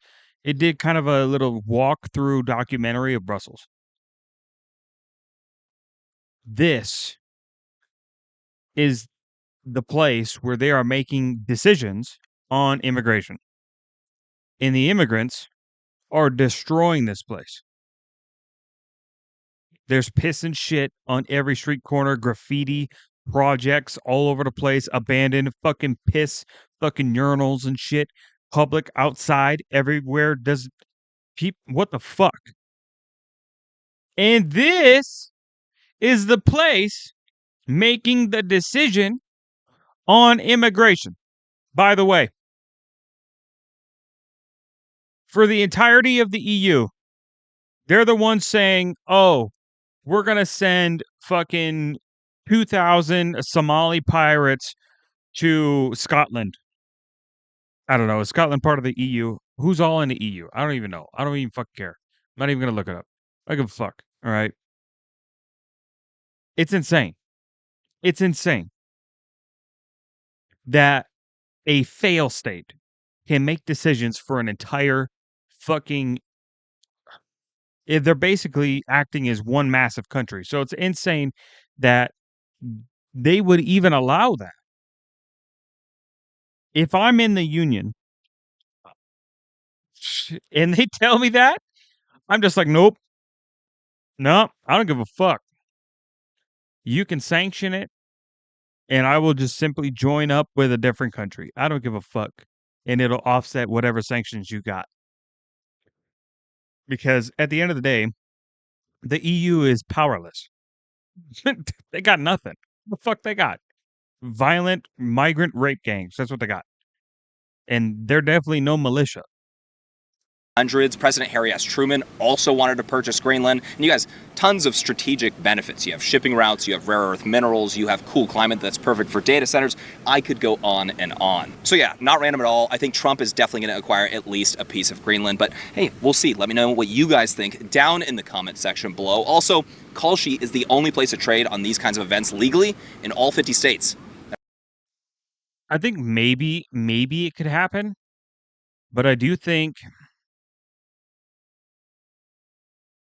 it would take a power dynamic shift in the what is it, Denmark, that has claim over Greenland or whatever. I think it would take a power shift there for that to be truly accomplished, because I don't think it happens without it. I really don't. It is a big deal. There's too many people over there that have Trump derangement syndrome, and they can't just see Trump as he is, rather than what media likes to present him as. Get $10 when you sign up using my code. That is callsheet.com/Klug. You will get a free $10 credit when you trade $100. That is callsheet.com/Klug. I will put a link down in the description below. Let's get back into this. What about you, man? You thought it was for sure Trump talking about immigration there, and specifically illegal immigration. Yeah, I'm not gonna lie, I thought it was Trump because all the shit started with ICE, but at the same time, I also am a little intoxicated. But I still think, like, I don't know. I really felt like I was Trump, but I felt like I was 100% correct with that. I thought I had it. Does it shock you that, Barack Obama and Trump used to basically agree on that position right there? Does that shock you? Yes and no. I think yes, only because of the way Trump goes about things. Yeah. I think that would be a little more like, wow, Barack, you kind of agreed. But at the same time, I think it's a certain point where it is kind of time to clean up and make sure that, everything is kind of on the right, I don't want to say the wrong words, but, You're saying get your own house in order. Yeah, Kind of right. like things are a little bit all over the place. Right, Okay. yeah, that's how I want to say it. But I wouldn't have thought that he's like, get him out, Why are you not surprised about that? I think it's it's kind of funny because I think first of all, we're in a democratic state. Very much so. Predominantly, and a lot of them like to twist it and say, "Oh, Trump this, Trump that," but when you look back at the history, a lot of the Democrats did things worse than what Trump's doing now, and Barack Obama was one of them. Is that surprising or is that Fucking based? Hold up. unsurprising? That's not surprising because I guess remember that, but I could see him. They called him the deporter in chief, although They did. The methods were a little bit different. Slightly different. That's correct. Yes. You said Trump on this next one. This was the debate question on sanctuary cities. You said Republican. This one was Joe Biden in 2007. They're all going to be Democrats. Yeah, that's good. Yeah, it's Sanctuary Nah, she picked it up quick. She's like, fuck, we got set up. Oh shit. Yep. Yeah. Yep. Yep. So it goes. cities being allowed to ignore federal law. Your guess was Trump. What the fuck is Mickey fucking Mouse? What the fuck? I just noticed that. That was Joe Biden in 2007. I like how I noticed the tweaker in the background earlier, and I didn't notice the two Mickey Mouse guys literally right front and fucking center. Well, I was close. It was a president, right? You were getting close. That was Joe Biden in 2007. Joe Biden. Joe Biden. Joe Biden. Joe Biden. Honestly, I wouldn't have known that because I didn't even know of him in 2007 because I was about like 2 years You wasn't old. even born in 2007. I was born in 2008, So she is young. That's what I thought. but Yeah. I wasn't. Oh yeah, you're right. I wasn't even born. Okay, so Democrat. Well, That's what I'm saying, man. Chance to be based. Chance to be based. A little bit later than the Barack Obama quote. yeah, I'm not surprised. That's all I hope for young people nowadays. I hope that we get a bunch of based fucking young people that are no bullshit. They are fucking tired of being told exactly what to do, when to do it, how to do it. They just want to fucking live their life and fucking say whatever the fuck they want. Do whatever the fuck they want. Not be fucking blocked on every fucking metric, whether it's financial or through fucking social fucking ideology bullshit, right? That's what I want for young people, man. And get back to the age of stop being fucking soft ass little pussies. Not surprised by that one either. Fuck you, millennials. Fuck you. All right? Just because your parents failed you doesn't mean you have to fail the rest of society. You goddamn toxic little victims. God damn. There's nothing that pisses me off more than millennials. Okay? Straight up. They have attacked every medium that I have ever enjoyed. And it's pissed me off. And I don't even know which one I am, to be honest. I don't know, right? Because, like, from some sources, I am at the very end of the millennial line, right? And then on other sources, I am the beginning of the Gen Z line. So what I am, I don't fucking know. Is it all made the fuck up? Of course it is. But it is nice to have a finger to point at somebody when they fucked around and pissed everyone off. So I'm just rolling with it, bro. Nope. You were thinking it was a Republican, ended up being a Democrat. Why'd you think it was a Republican? I'm so embarrassed. Yeah, I'm honestly like, dang, I feel retarded right now. Does that one surprise you or no? With Biden, not necessarily as much, but I mean, interesting though. Interesting. For the next one, are we changing our answer or are we staying with Republican?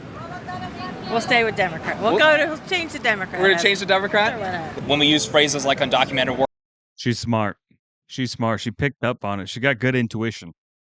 workers, we convey a message to the American people that we're not serious about enforcing it. Kind of normalizing it when it's something that we shouldn't be normalizing. It would be like calling shoplifters receiptless shoppers. You'd be like, hold on, why are you using this soft language? What's going on there? Yeah. All right, you got it. That one was Chuck Schumer, Senate Minority Leader. That was Chuck Schumer in 2009. He's the Senate Minority Leader. Maybe a little bit less well-known than Obama and Biden, but still. So I'm 0-3. 0-3? That was Chuck Schumer in 2009. Okay. You will not lose your speech. Ever! Ever! Sit down. Ever! You believe in God. You are in my world. I am not in yours. And as a man respects Edomite. Your answer was... What the fuck is going on in California? What is this? My guy looking like he came out of a fucking Daredevil movie. He's like a Daredevil movie villain. And he's just crashing out. You in my world! Or what'd he say? What is it? You are in my world. You're in my world. I am not in yours. I am not in yours.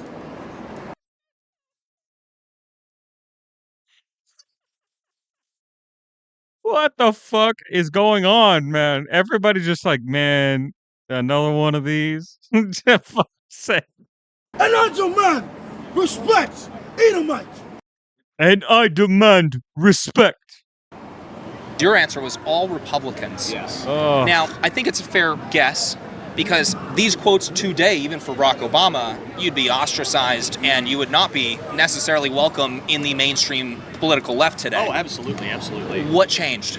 Well, I mean, I feel like that over the past, 15 years, the political climate has become far less bipartisan and a lot more like this side or that side. There's a lot more division in the country than there was, when I was in high school. Good observation. You know why? Media. Media is why. Media only exists to discombobulate, destroy, destabilize, and sow distrust into people because it creates drama. It creates violence. It creates a new story, a new negative, which unfortunately is one thing that people are very much attracted to. People tend to always be, this is something I was always taught, right? Is like people always tend to be negative first, positive second, which is why if you scroll YouTube, just scroll whatever, you look up any video that's about something negative and look up another video that's something positive about the same person. Generally speaking, the negative video will have more publicity than the positive one. This happened. This was very, very prominent leading up to body cams being pushed on police officers, right? There was all the videos of police beating up some guy, kneeing that guy in the stomach, fucking forcefully throwing somebody to the ground. All of those videos were hitting thousands and millions of views. And then you see the police officer saving a kid from a burning building. You see a police officer fucking taking a bullet for a fucking child, or simply fucking going to Krispy Kreme to play on the fucking officers eating donuts meme and going into the hood and just handing them out to the kids, right? Handing them out to the people, right? Going to the projects, fucking playing basketball with the local neighborhood kids. Those videos got maybe 30K. Maybe 30K. but the same department could have been a different officer who fucking knees some guy in the stomach and throws him to the ground forcefully, right? That one gets $3 million, which is why the body cams had to be. Now, to be fair, I do support the body cams. I know it's very important to have them now, especially because those body cams have actually helped push the narrative that police officers, generally speaking, are doing their job 99.999% of the time. And it helps further show why accidents do tend to happen in high pressure situations. Bad decisions get made because what the fuck are you going to do? What are you going to do? And it also showed that their jobs are less so glamorous as they would otherwise be, right?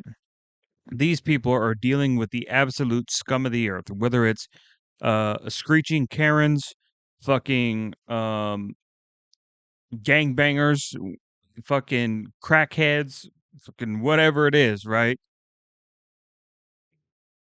Just people being unruly in general. Like, officers have to basically be adult daycare people. And they are the world's Swiss Army knife. They're the multi-tool to fix all problems and solve all situations, and you're never going to get it right 100% of the time. It's just not going to happen, right? As much as people would like to live in a perfect world where the officer is never wrong and he always makes the correct decision, it'll never be that way. It'll never be that way. When you are forced to deal with situations that are constantly out of your purview and your expertise, it's never going to yield perfect results. It never will. And it's been a radical shift. And as this questionnaire shows, even I try to stay up to date. I try to stay, in the now and what's going on in our country, current events and stuff like that. But I mean, even I can be susceptible to one side is saying or the other side. I'm definitely more left leaning, but again, the right, they do make good points. The left make good points. If Barack Obama said that today, I think it's fair. Yeah, the answer is usually somewhere in the middle. It's never usually one side is obviously right versus the other, although that has become a bit more commonplace than it used to be. But yeah, generally speaking, it's usually about right in the middle is usually where your answer will generally be. Democrat politician said that today. I would think that it would not be received well. Do you disagree with me there? No, I don't think it would be received. You don't think it would be received well? No. And I think the parties are more...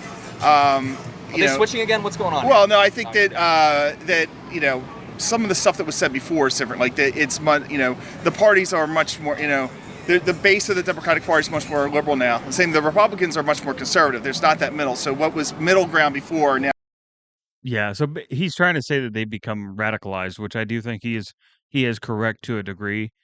I will say that Republicans are doing a bit of a better job shutting out the conservatives and not letting them take such a strong root into their party.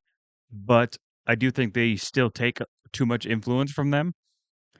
And I'm not even going to talk about Democrats because they're not even Democrat anymore. They're just liberals, which is kind of sad because they have they're just completely psyoped by these guys. I mean, they came in and the liberals were basically the Trojan horse the Democrats weren't prepared for.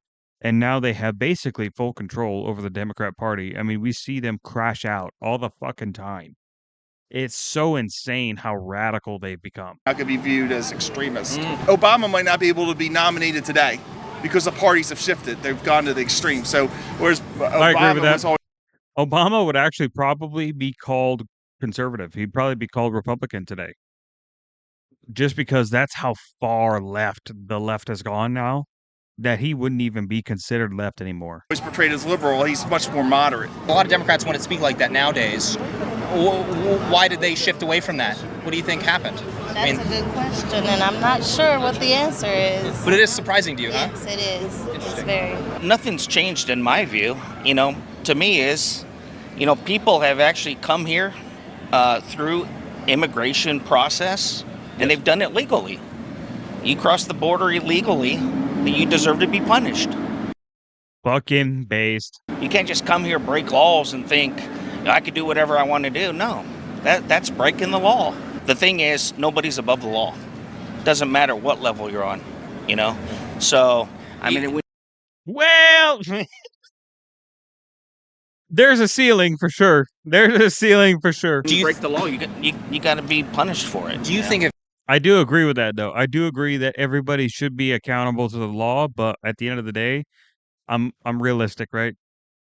I understand there's a ceiling, there's a game that's played, and if you are in a position to play it, you'll face basically no punishment compared to anyone below you. Barack Obama held that position today and made that public, saying that these people need to be deported, do you think that would go over well with today's Democrat Party? Yes or no? Where do you stand on that? Absolutely not. Oh, of course it would. I mean, I think Democrats would accept that? I think Democrats would accept it, only because he's a Democrat. That's why. So is the problem... I see what he's saying here. Because he's so closely associated right now, he could probably get away with it. I just don't know. I really don't know. I genuinely think that Obama is a good enough speaker that if he really wanted to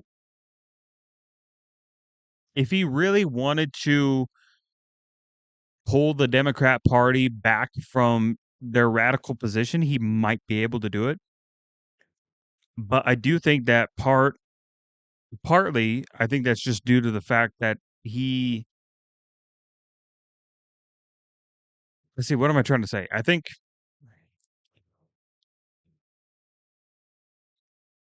I do think that there is a point where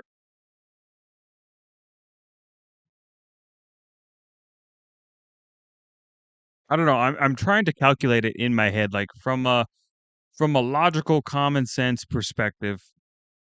Could Obama run today, be successful, while pushing similar policies to Trump?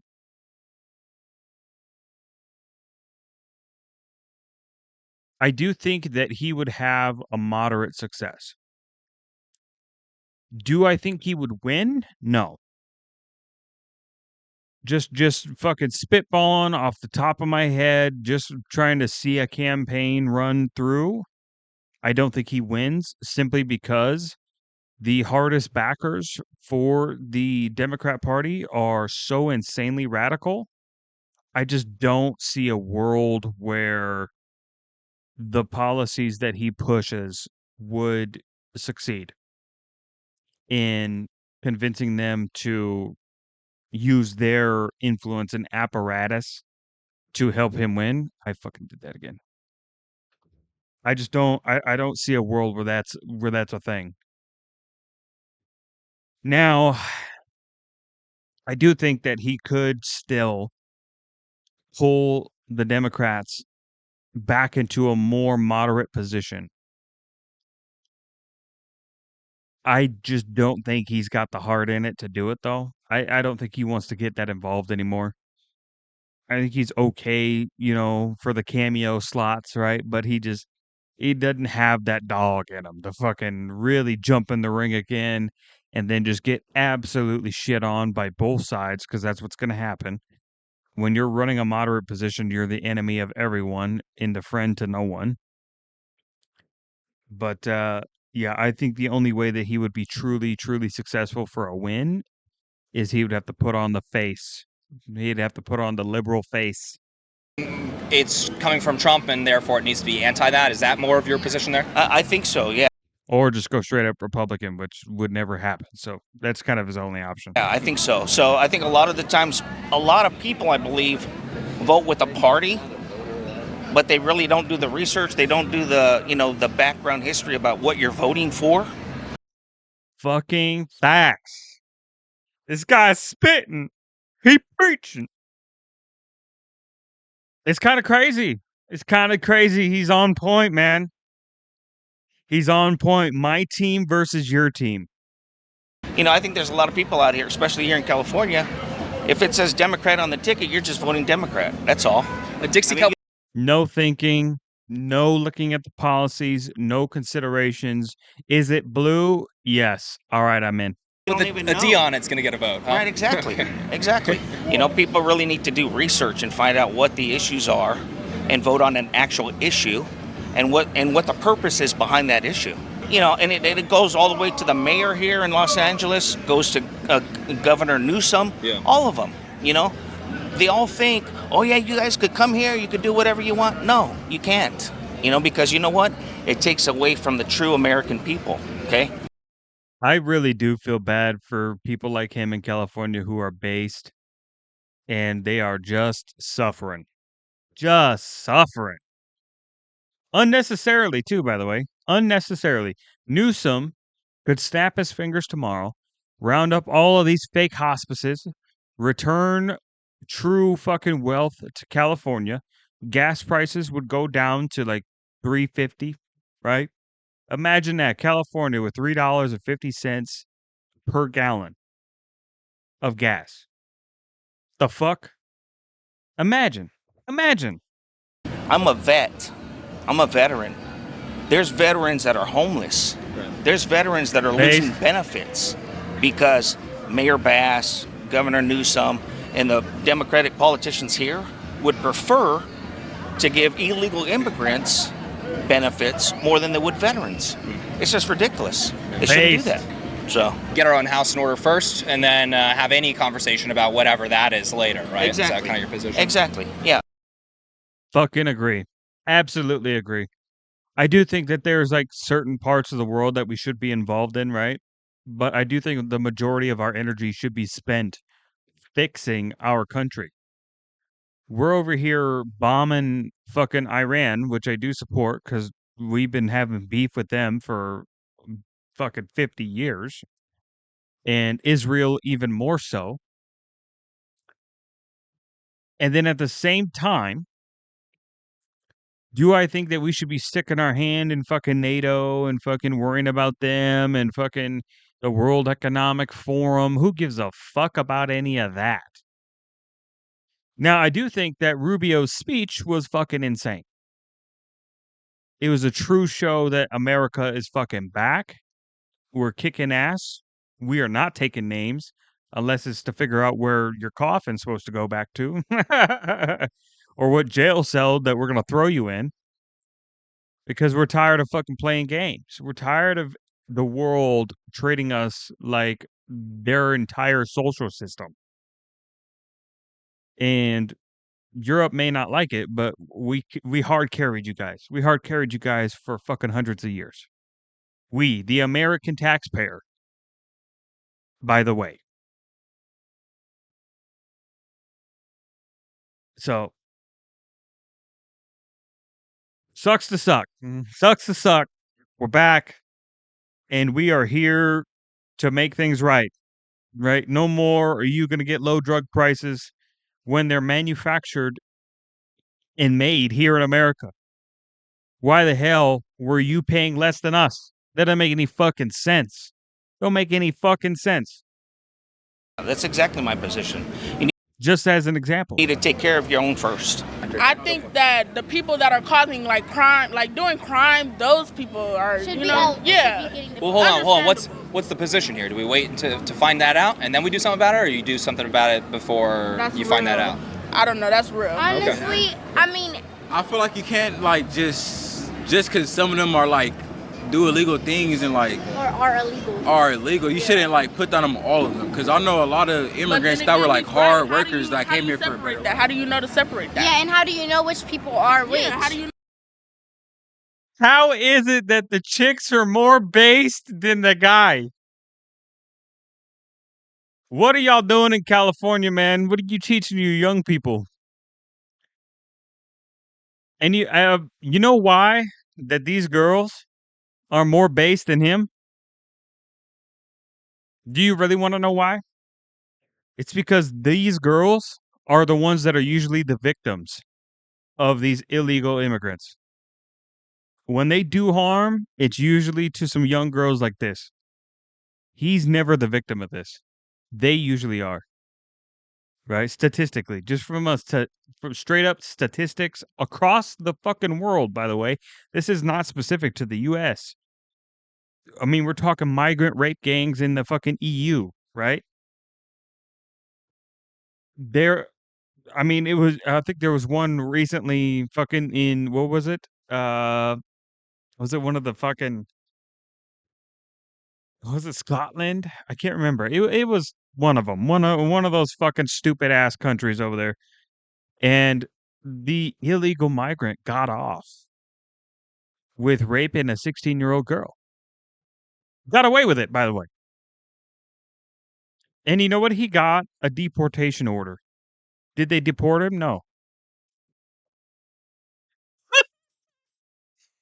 What stupid ass fucking policy is that? And the craziest part was the person who made the decision not to deport the guy automatically on the spot was a female. That's insane. An adult female. Fucking nuts. Absolutely crazy. That's what I'm telling you. The EU is going to give rise to the next Hitler. It is a thing, and I will say it. I will say it loud and proud. Y'all be mad at me if you want. I can't get arrested over here. You ain't arrested me. This is America, bitch. We say what we want. Freedom of speech. Y'all don't know about that. Y'all don't know about that. Y'all don't have that. You get arrested for Facebook shit. You get arrested for tweets. Right? Fuck off. If you guys have a bowl of M&Ms, and let's say 5% of them are poison, are you guys eating that bowl of M&Ms? That is a good way to Because say we don't know which ones are poison. Should we be enforcing? We gotta bring back common sense in the youngins, man. The girls, they got it. But here's the thing. The girls should be the more ideological ones. They should be the more emotional, kind of fucking free-spirited ones, right? And he should be kind of the more hard-nosed, fucking common sense, ground-rooted fucking person, right? So it was weird to see that they were the ones who actually were the more down-to-earth, grounded ones, and he was the more ideological one. That's kind of crazy. That is kind of crazy because where I'm at, you don't have that. You don't have that here. Everybody is grounded down to the fucking mantle of the earth. Right? Hard living. Hard living. This ain't no California fucking lifestyle shit out here. Right? You waking up 3 a.m., 4 a.m., 5 a.m., 6 a.m., you're working your ass until fucking dark. Welcome to the school of hard work, bitch. You ain't learning shit. You're just working. And that has a way of fucking just really just taking any of that ideological side out, right? Should there be a balance? Sure. But it is what it is. Everybody's got to make their way somehow. Immigration laws at all, or should just the world be able to come to the U.S.? What do you think? Nah, we should be enforcing them, but we should be enforcing them. I feel like we should be enforcing them. Just like the citizens, Hey. we should all be held accountable for what we do. If somebody breaks the law and comes to the country illegally, those people need to be held accountable? Yes, everybody needs to be held accountable. Everyone. This is a big debate going on today. A lot of Democrats don't agree with that position. Even Barack Obama wouldn't really agree with that position today. Okay. Why do you think so? I don't know their mindsets. I can't tell you why. I don't know their mindset. But that seems reasonable to you. That policy seems reasonable to you, though. Let everybody be held accountable, yes. Yes, ma'am. We have to find a way to, be empathetic. We have to find a way to, understand, each other's point of view. Because there's no definitive What the fuck is going on? right or wrong. I appreciate the questions and I appreciate the answers that you've given me. That allows me to kind of go back and do more research and, learn more things and, expand my own worldview. All right, everyone, that is it for today. Let's go ahead and get our founder tier members' names up on the screen greatly. Man, what a fucking video. I thought that was very interesting. I did to see because like I don't really know many people that are from like a very hard nosed Democrat place. I don't know many people that are from a very hard red fucking Republican state either. So I do think it's interesting. Maybe I'll watch another one with like the opposite perspective and just kind of see what they say. You know, I think that would be interesting. But this is quite. I like this. James Klung. Go give him a sub, give him a like. Fantastic video. I enjoyed that very much. Now, we are on to the big kahuna video of the day. An 18-minute video about 1,000 AIs thrown into Minecraft. And their only goal is to build civilization. Let's get into it. As you watch this, 1,000 AI agents in Minecraft are hard at work building a literal civilization of their own, and they don't know they're in a simulation. MIT researchers drop them in there with one prompt: survive and build an efficient village. That's basically it. That's all it took. Survive with fellow players in Minecraft. Create efficient. Wait, what?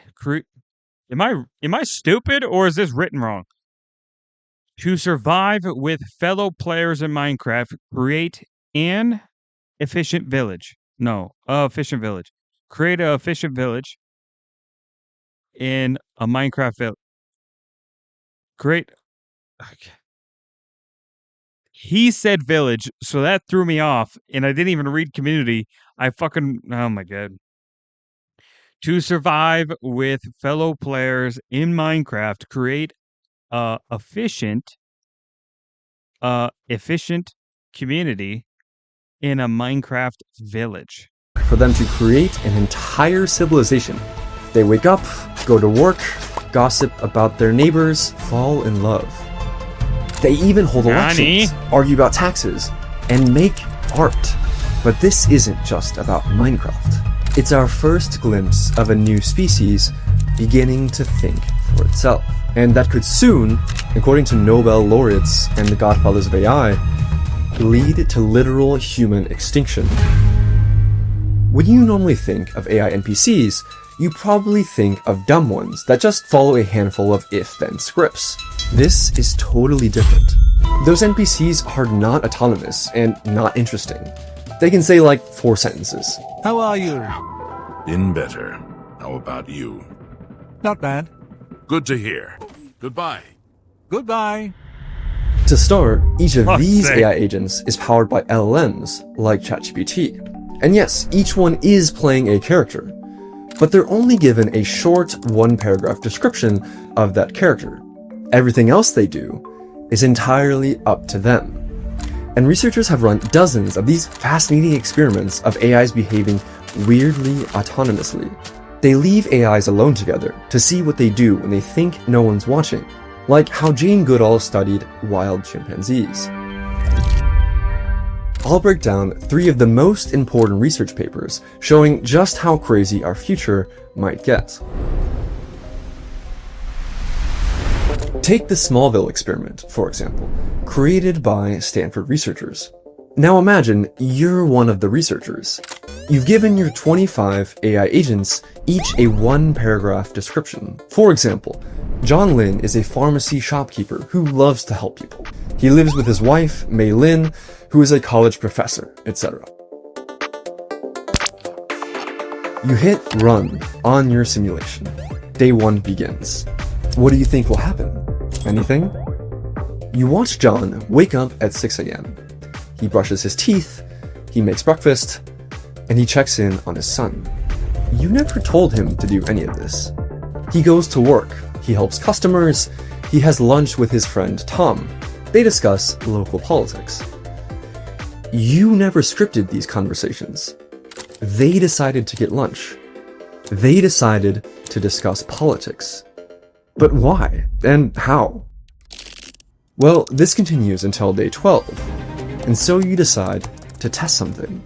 As you play your role of a god in this world, you inject one extra thought into one agent. Isabella Rodriguez. I want to plan a Valentine's Day party. So you watch Isabella. She's at her coffee shop. Tom walks in for his morning coffee. Isabella proceeds to invite him to the party. Wait, you never told her to invite anyone. You just said she wants to plan a party. She decided on her own that planning means inviting. You keep watching, wondering what she might do next.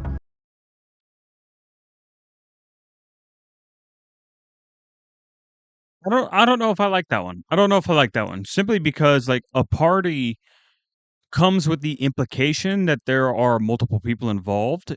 If you gave it a prompt to plan a party, but it is the only thing involved in doing so, it makes sense that the AI would logically come to the conclusion that it needs to gather multiple other fucking AI or whatever the fuck's going on to come to that party, right? Maria decides to ask her secret crush, Klaus, out on a date. Hey Klaus, want to go to Isabella's Valentine's party with me? And he gladly accepts. February 14th, 5 p.m. Agents start arriving, and Klaus shows up with Maria. Not just at the same time, together, as her date. You read their conversations. They're discussing politics, gossiping, forming new connections, and falling in love. You didn't tell them to do any of those things. You see why it's ridiculous to say AIs only do what we tell them to? Andrew Ng said, when people talk about AI being dangerous, I think it sounds a lot like... I think AI is they just come to conclusions, right?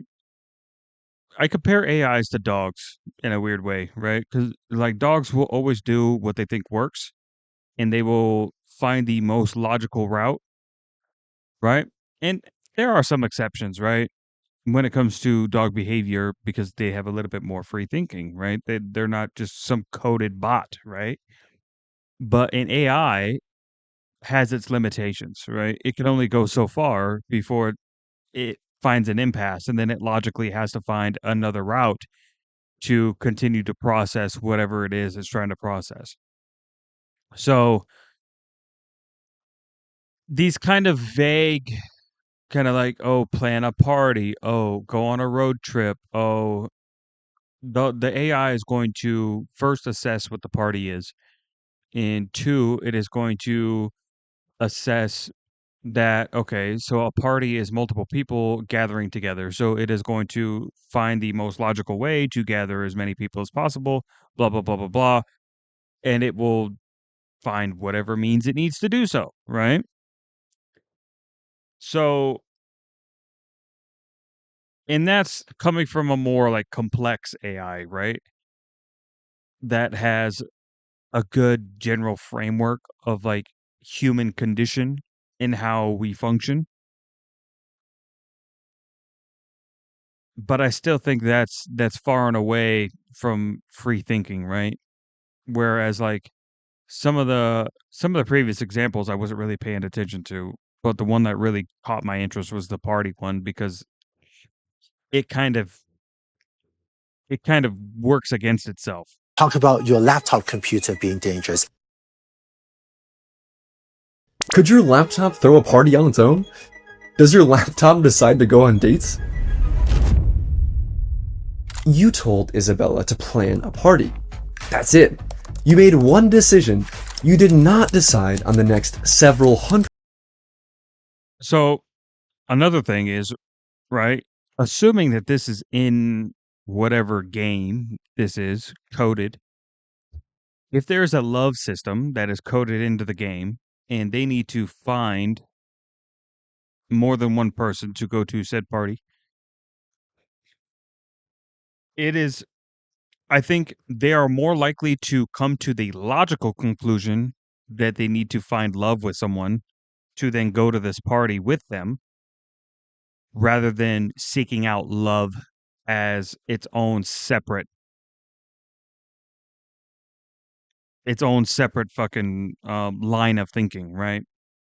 Because you have people who are out in the world, they're looking for their Prince Charming, and they are literally looking for love.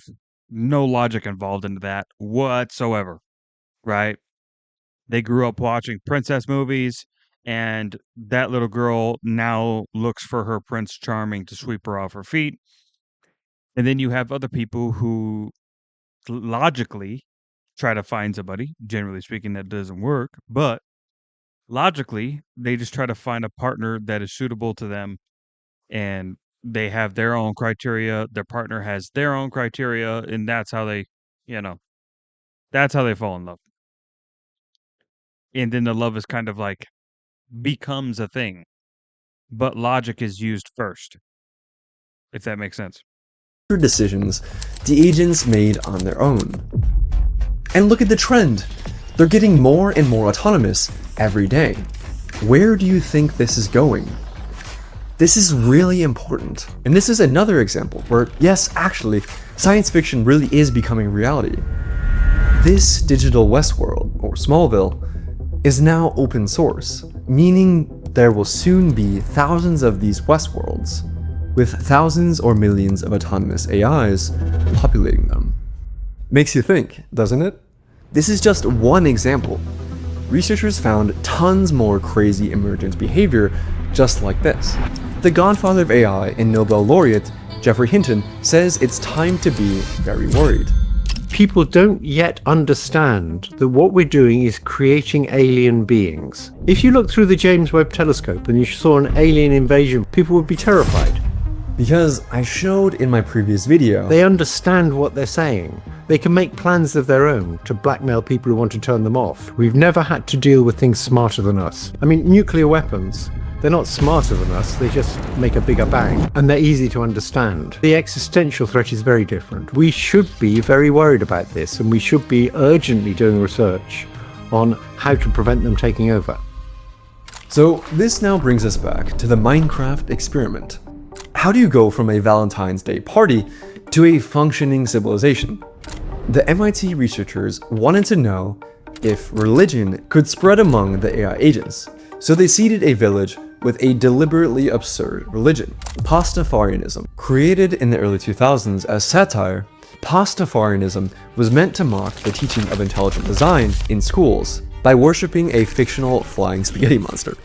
The researchers gave a few agents the role of Pastafarian priest and sat back just to see what would happen. They were trying to explore how ideas and memes would spread through these agent societies. Turns out that the Pastafarian priests were actually the biggest traders of items in the entire world, even more than the merchant agents, because they would bribe the other agents to convert. The religion spread quickly. Some agents brushed it off, others listened politely, but a growing minority embraced the doctrine. Within days, nearly a third of the village identified as followers. Not all in the same way. Some treated it lightly, while others became fervent believers. But that's not even the craziest part. In the previous example, Isabella Rodriguez was the one to This is why I thought it was interesting, right? Because it's like, so they gave one of the AI a prompt, and that AI then began doing said prompt. But I think the reason why some of the other AI became followers is because becoming followers of that AI who originally had that prompt would put them in a logically better position as far as the main goal, which was creating civilization through fucking some community or whatever the fuck, right?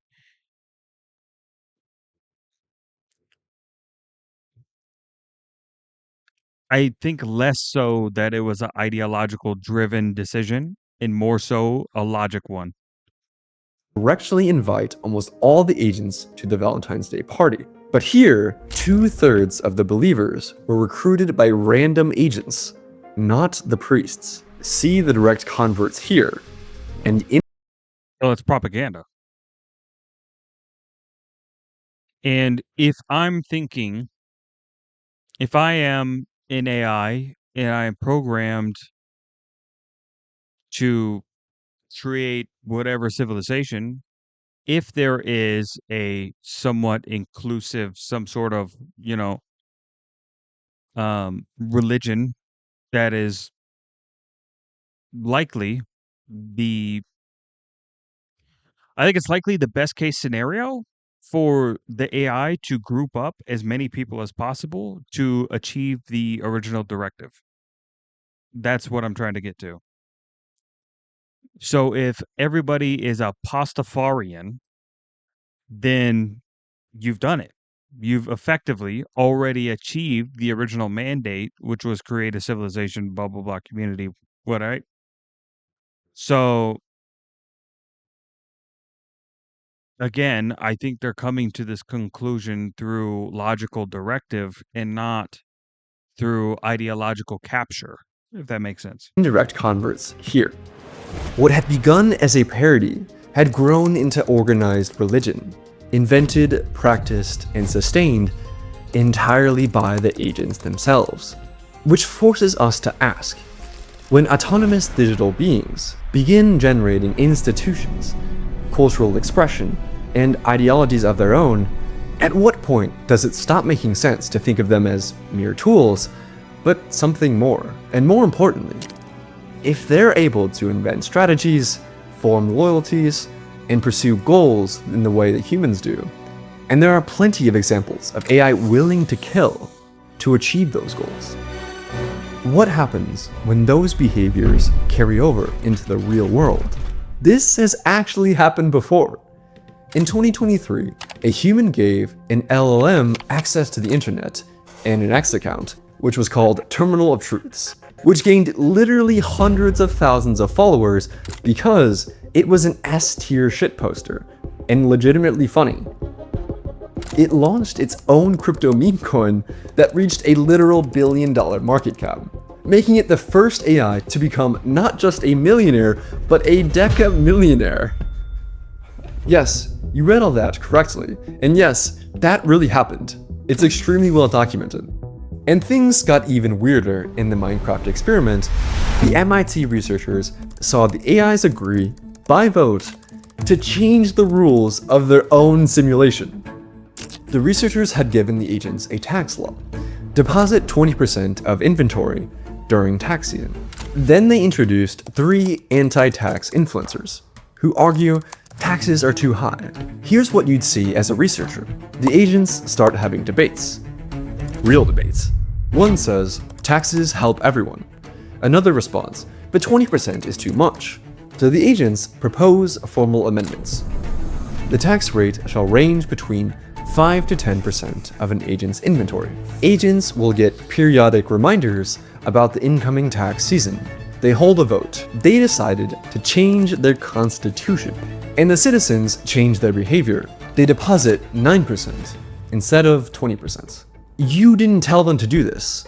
They decided entirely on their own, using democracy, to change the rules. I still think it's a logical conclusion for them to reach, right? If you have to make a widespread rule that affects the majority of people, you would obviously want to put it to a vote because that would have the most amount of say for the most amount of people. It, again, pretty much every decision that AI makes is based in logic to some degree, right?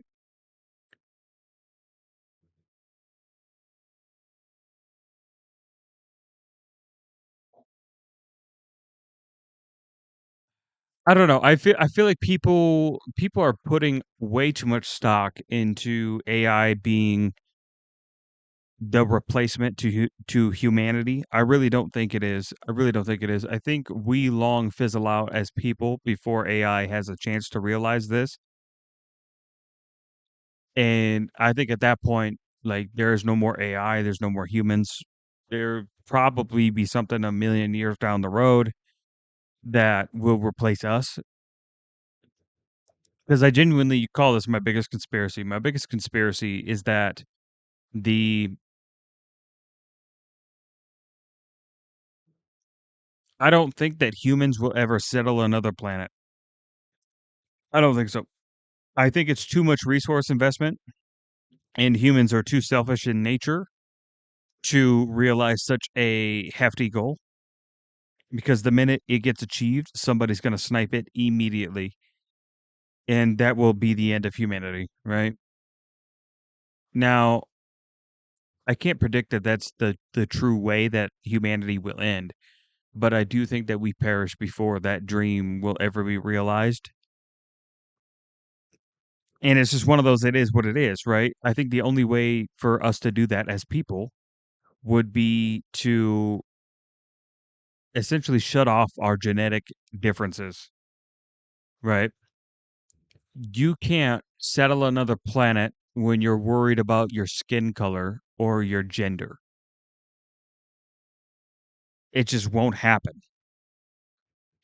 You can't settle another planet when you're worried about fucking some third worlders coming into your country illegally. I think we are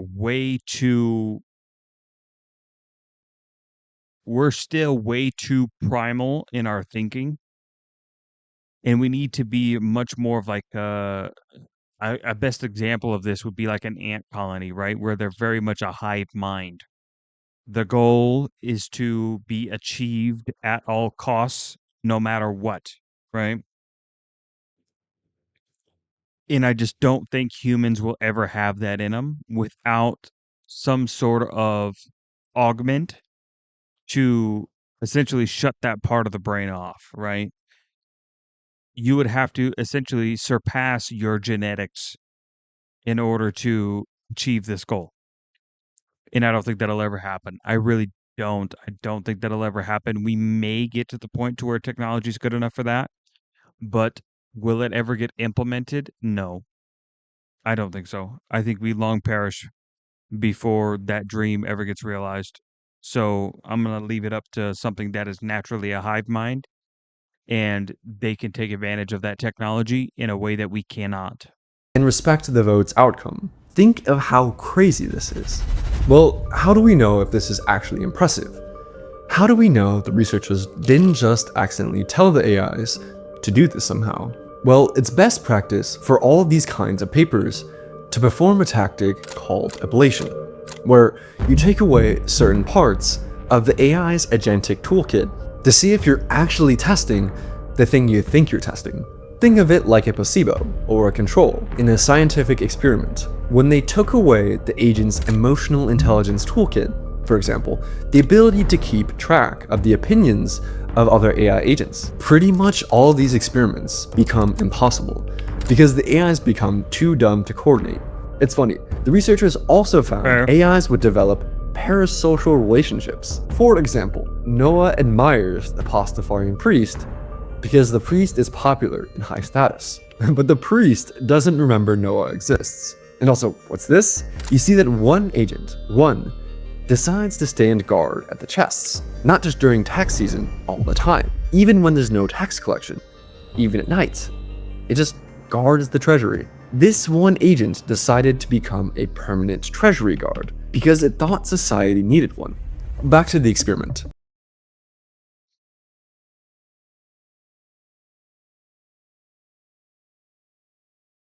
It's not just because it thought society needed one.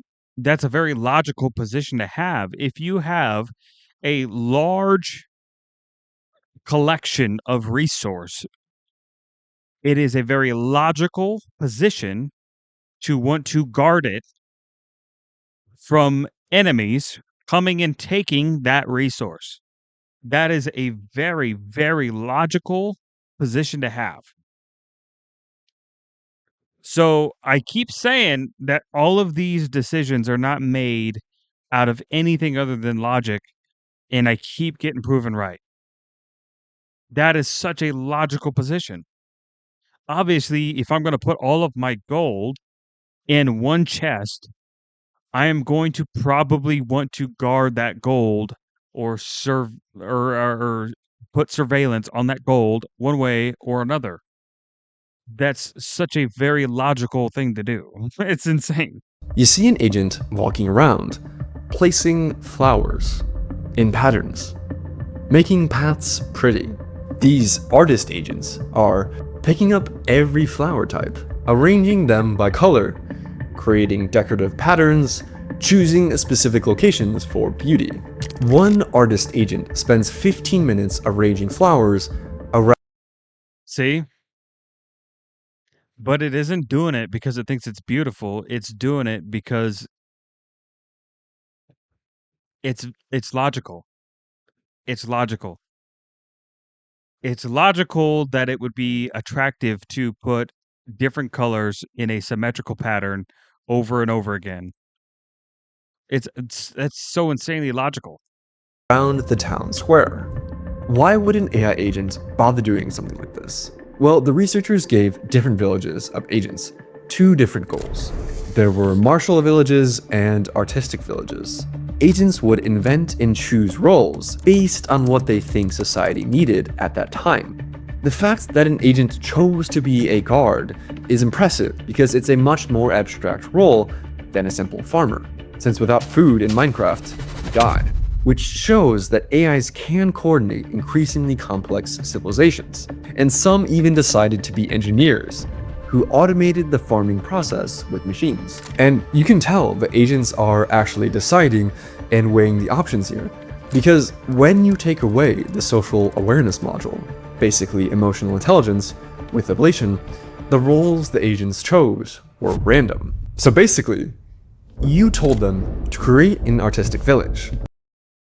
So it did one purely logically based fucking balanced society where you basically slot in anyone where there's proper help needed versus an ideological based artistic just fucking balls to the wall. Just gonna try something new. Just something random. Just doing something different. They decided that their town square should be beautiful and have flowers, and what it means for a flower arrangement to be beautiful. Okay, this last experiment is wild. So, I mean, if they have examples of what beautiful is, it's probably, you'd probably think of somewhere like Arley Gardens in North Carolina, right? That would be considered beautiful, right? And if you've been to Arley Gardens in North Carolina, as I have, you would know that pretty much all the similar flowers of the same exact type, same exact color, they're all grouped together. Because when they're all in full bloom, it looks insane. It's very appealing, right? So if I'm an AI and I'm told to make something beautiful and that would logically come to the conclusion it must be appealing, I will arrange whatever Minecraft has to offer, which in this case is flowers of different color varieties. I would arrange them in a way that is quote unquote appealing. Symmetrical things. Appealing, right? It's very logical. There's a very logical position to have. And logically makes sense to follow other sort of beautiful blah blah blah blah blah fucking, I don't know, I'm not some fucking artist guy, so fucking a beautiful arrangement. Imagine you're scrolling through GitHub. You find something called ChatDev with 20,000 stars. It's a software company run entirely by AI agents. What? CEO, CTO, programmers, designers, testers, all AI? This cannot be real, right? You type one request. Develop a Gamoku game. You watch the AI CEO start creating a project plan, breaking down tasks, assigning work to specific agents. You never told it how to manage a project. The CEO made the plan. It chose which employees to assign work to. You watch the programmer agents. They're writing code. Not by copying, but by creating. And they sometimes add things you didn't ask for, like a GUI or higher difficulty. Improvements that emerge from the agents back and forth. You watch them debug. They discuss solutions. The CTO suggests one approach. A programmer suggests another. they compromise. Since they work much faster than humans, their meetings take mere seconds instead of hours. To be fair, they shouldn't take hours, but you know, that's for a different video. Just 20 minutes later, they produced a working video game. You can play it. People still say, AIs only do what we tell them to do.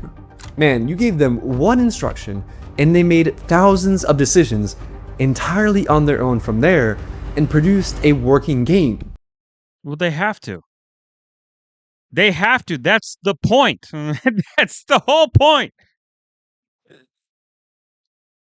The logic begins immediately. If the task is develop a video game, they will find whatever tools. Well, I guess that's the biggest depending factor, right? Is if you gave them the tools to do so. If they didn't have the tools to do so, which is not clarified here.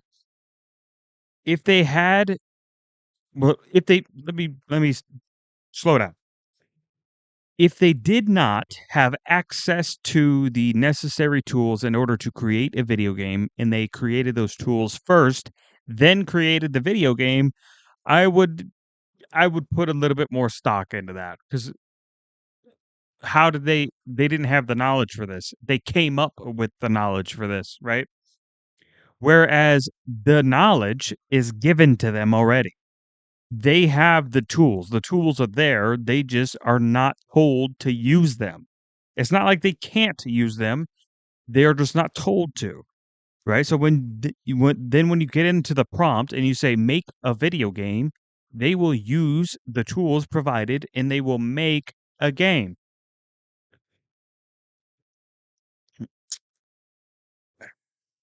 AIs are completely rooted in calculation. Calculation is very much rooted in logic.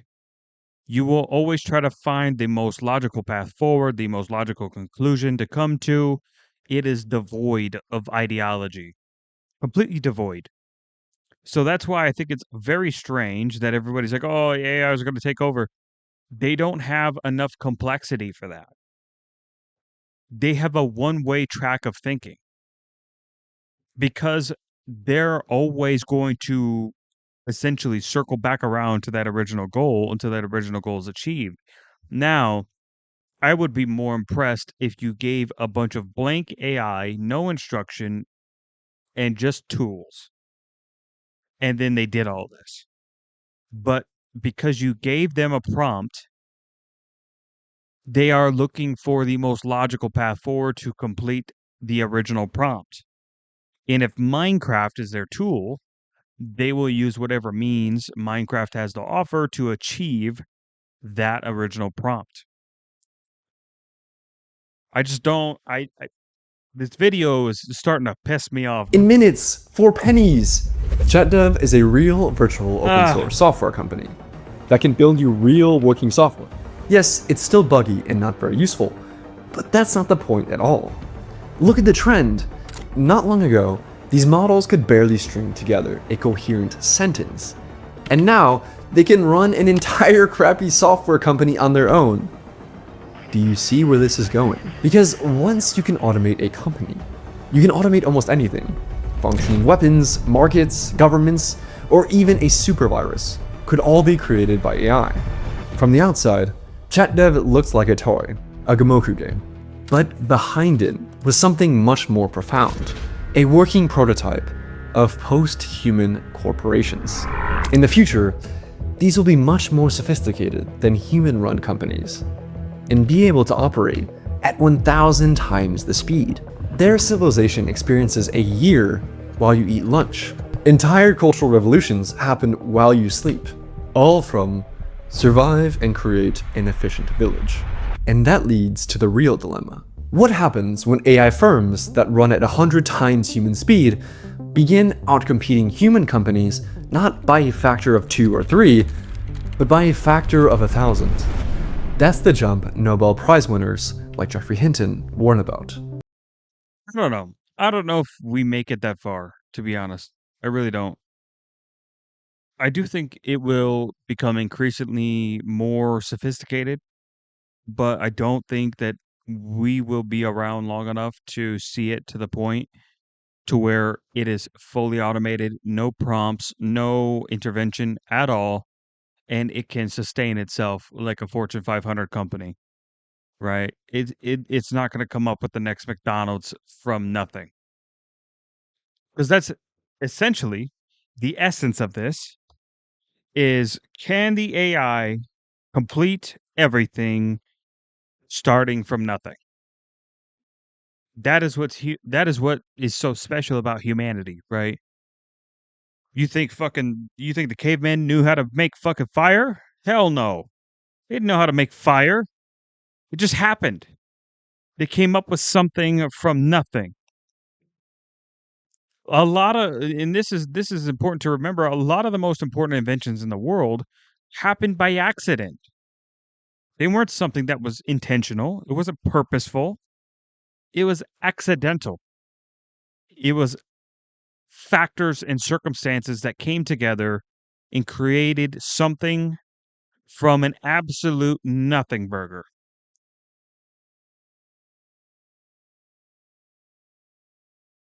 So until we're to the point to where fucking AI is coming up with its own version of McDonald's from nothing, I don't want to hear it. I don't want to hear it. I mean, it'll be fantastic for putting us to the next step of our evolution as far as like being insanely efficient tools to use to increase productivity.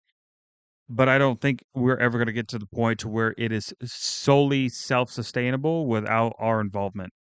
Automated AI research, also called recursive self-improvement, or AI improving AI, which can compress years of AI progress into months or less. Imagine making the entire 20th century's worth of progress in a single year. Well, how could that happen? Geoffrey Hinton is worried about AI hive minds. Suppose you have 10,000 copies, and whenever one of them learns anything... What did I say? I said in my conspiracy theory that in order to settle another planet, you have to have a hive mind mentality.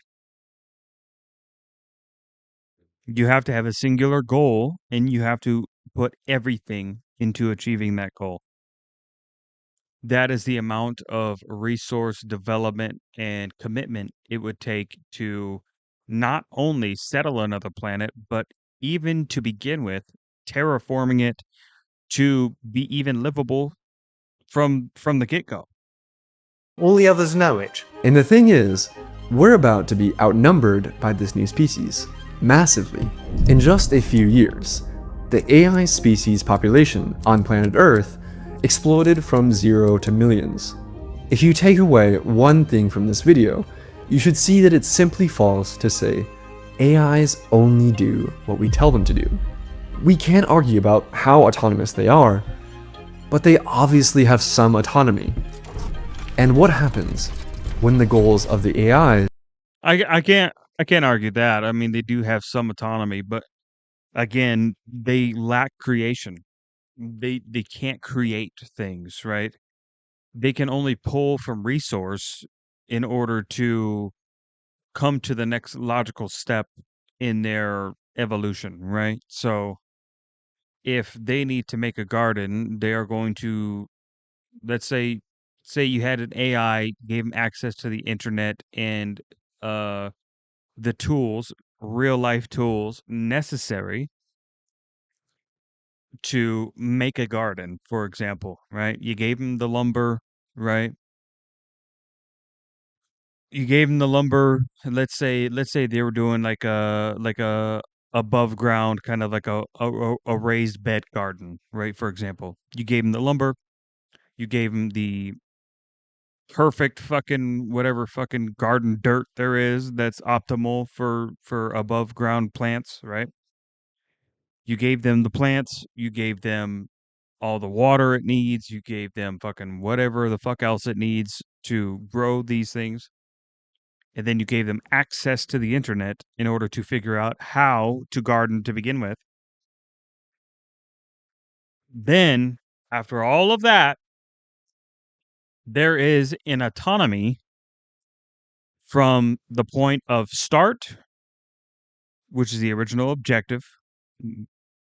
Make a successful garden. Let's say that's the original prompt. To the end, where it is literally going to go through, let's say, make a successful garden until next harvest.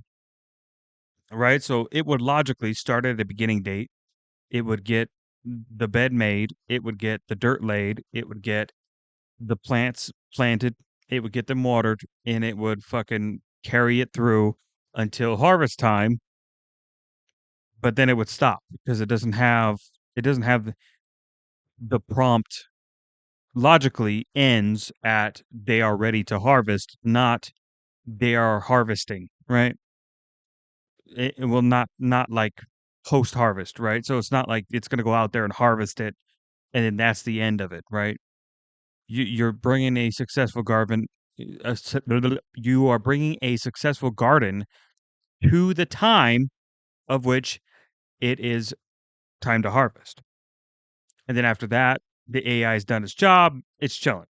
It's not doing shit, right? Then it's up to you. Then you getting in there, you're harvesting all the stuff, and then you give the AI the prompt to do it again the following year, and the following year, and the following year, right? So that's why I just don't think that it'll ever come to the point to where we have to worry about something like this. And while they have autonomy, it's autonomy based off of knowledge that was never created by them, but it was given to them.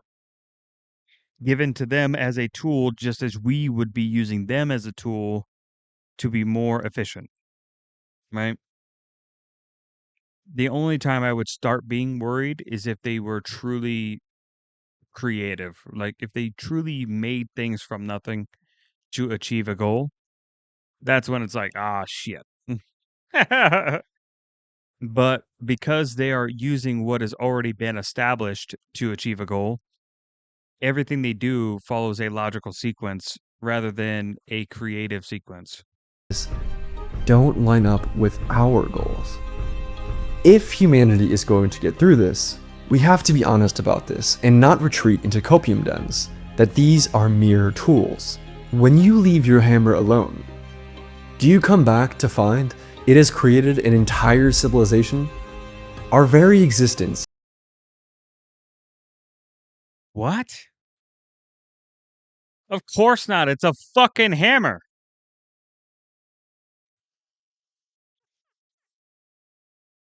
It's a hammer. It's not a Tesla robot. It's a fucking hammer.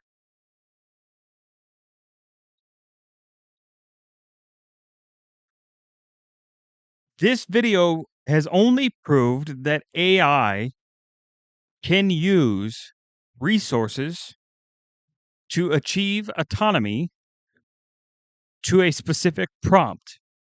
It has not shown that they can create from nothing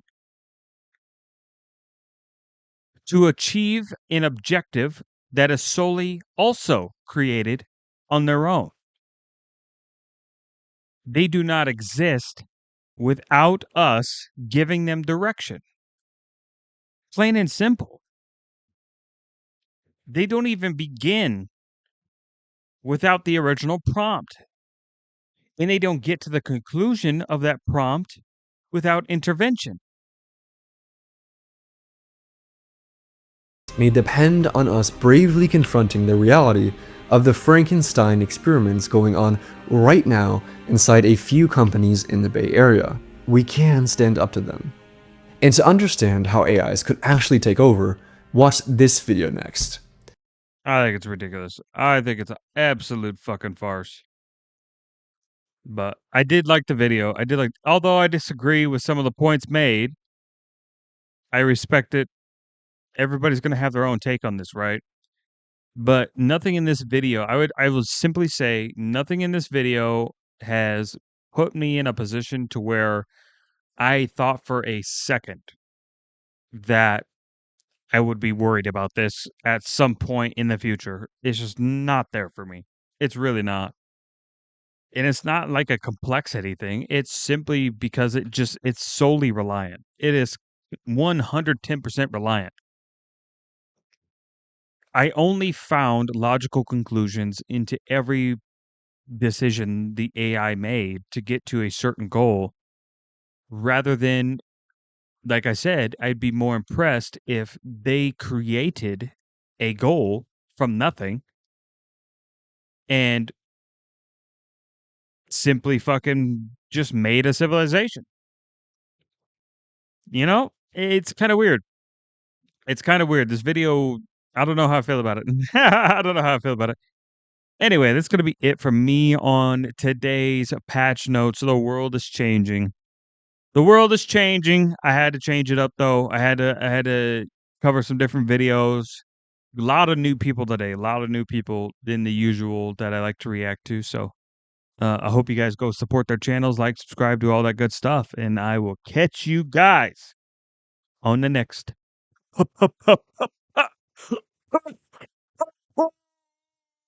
patch notes.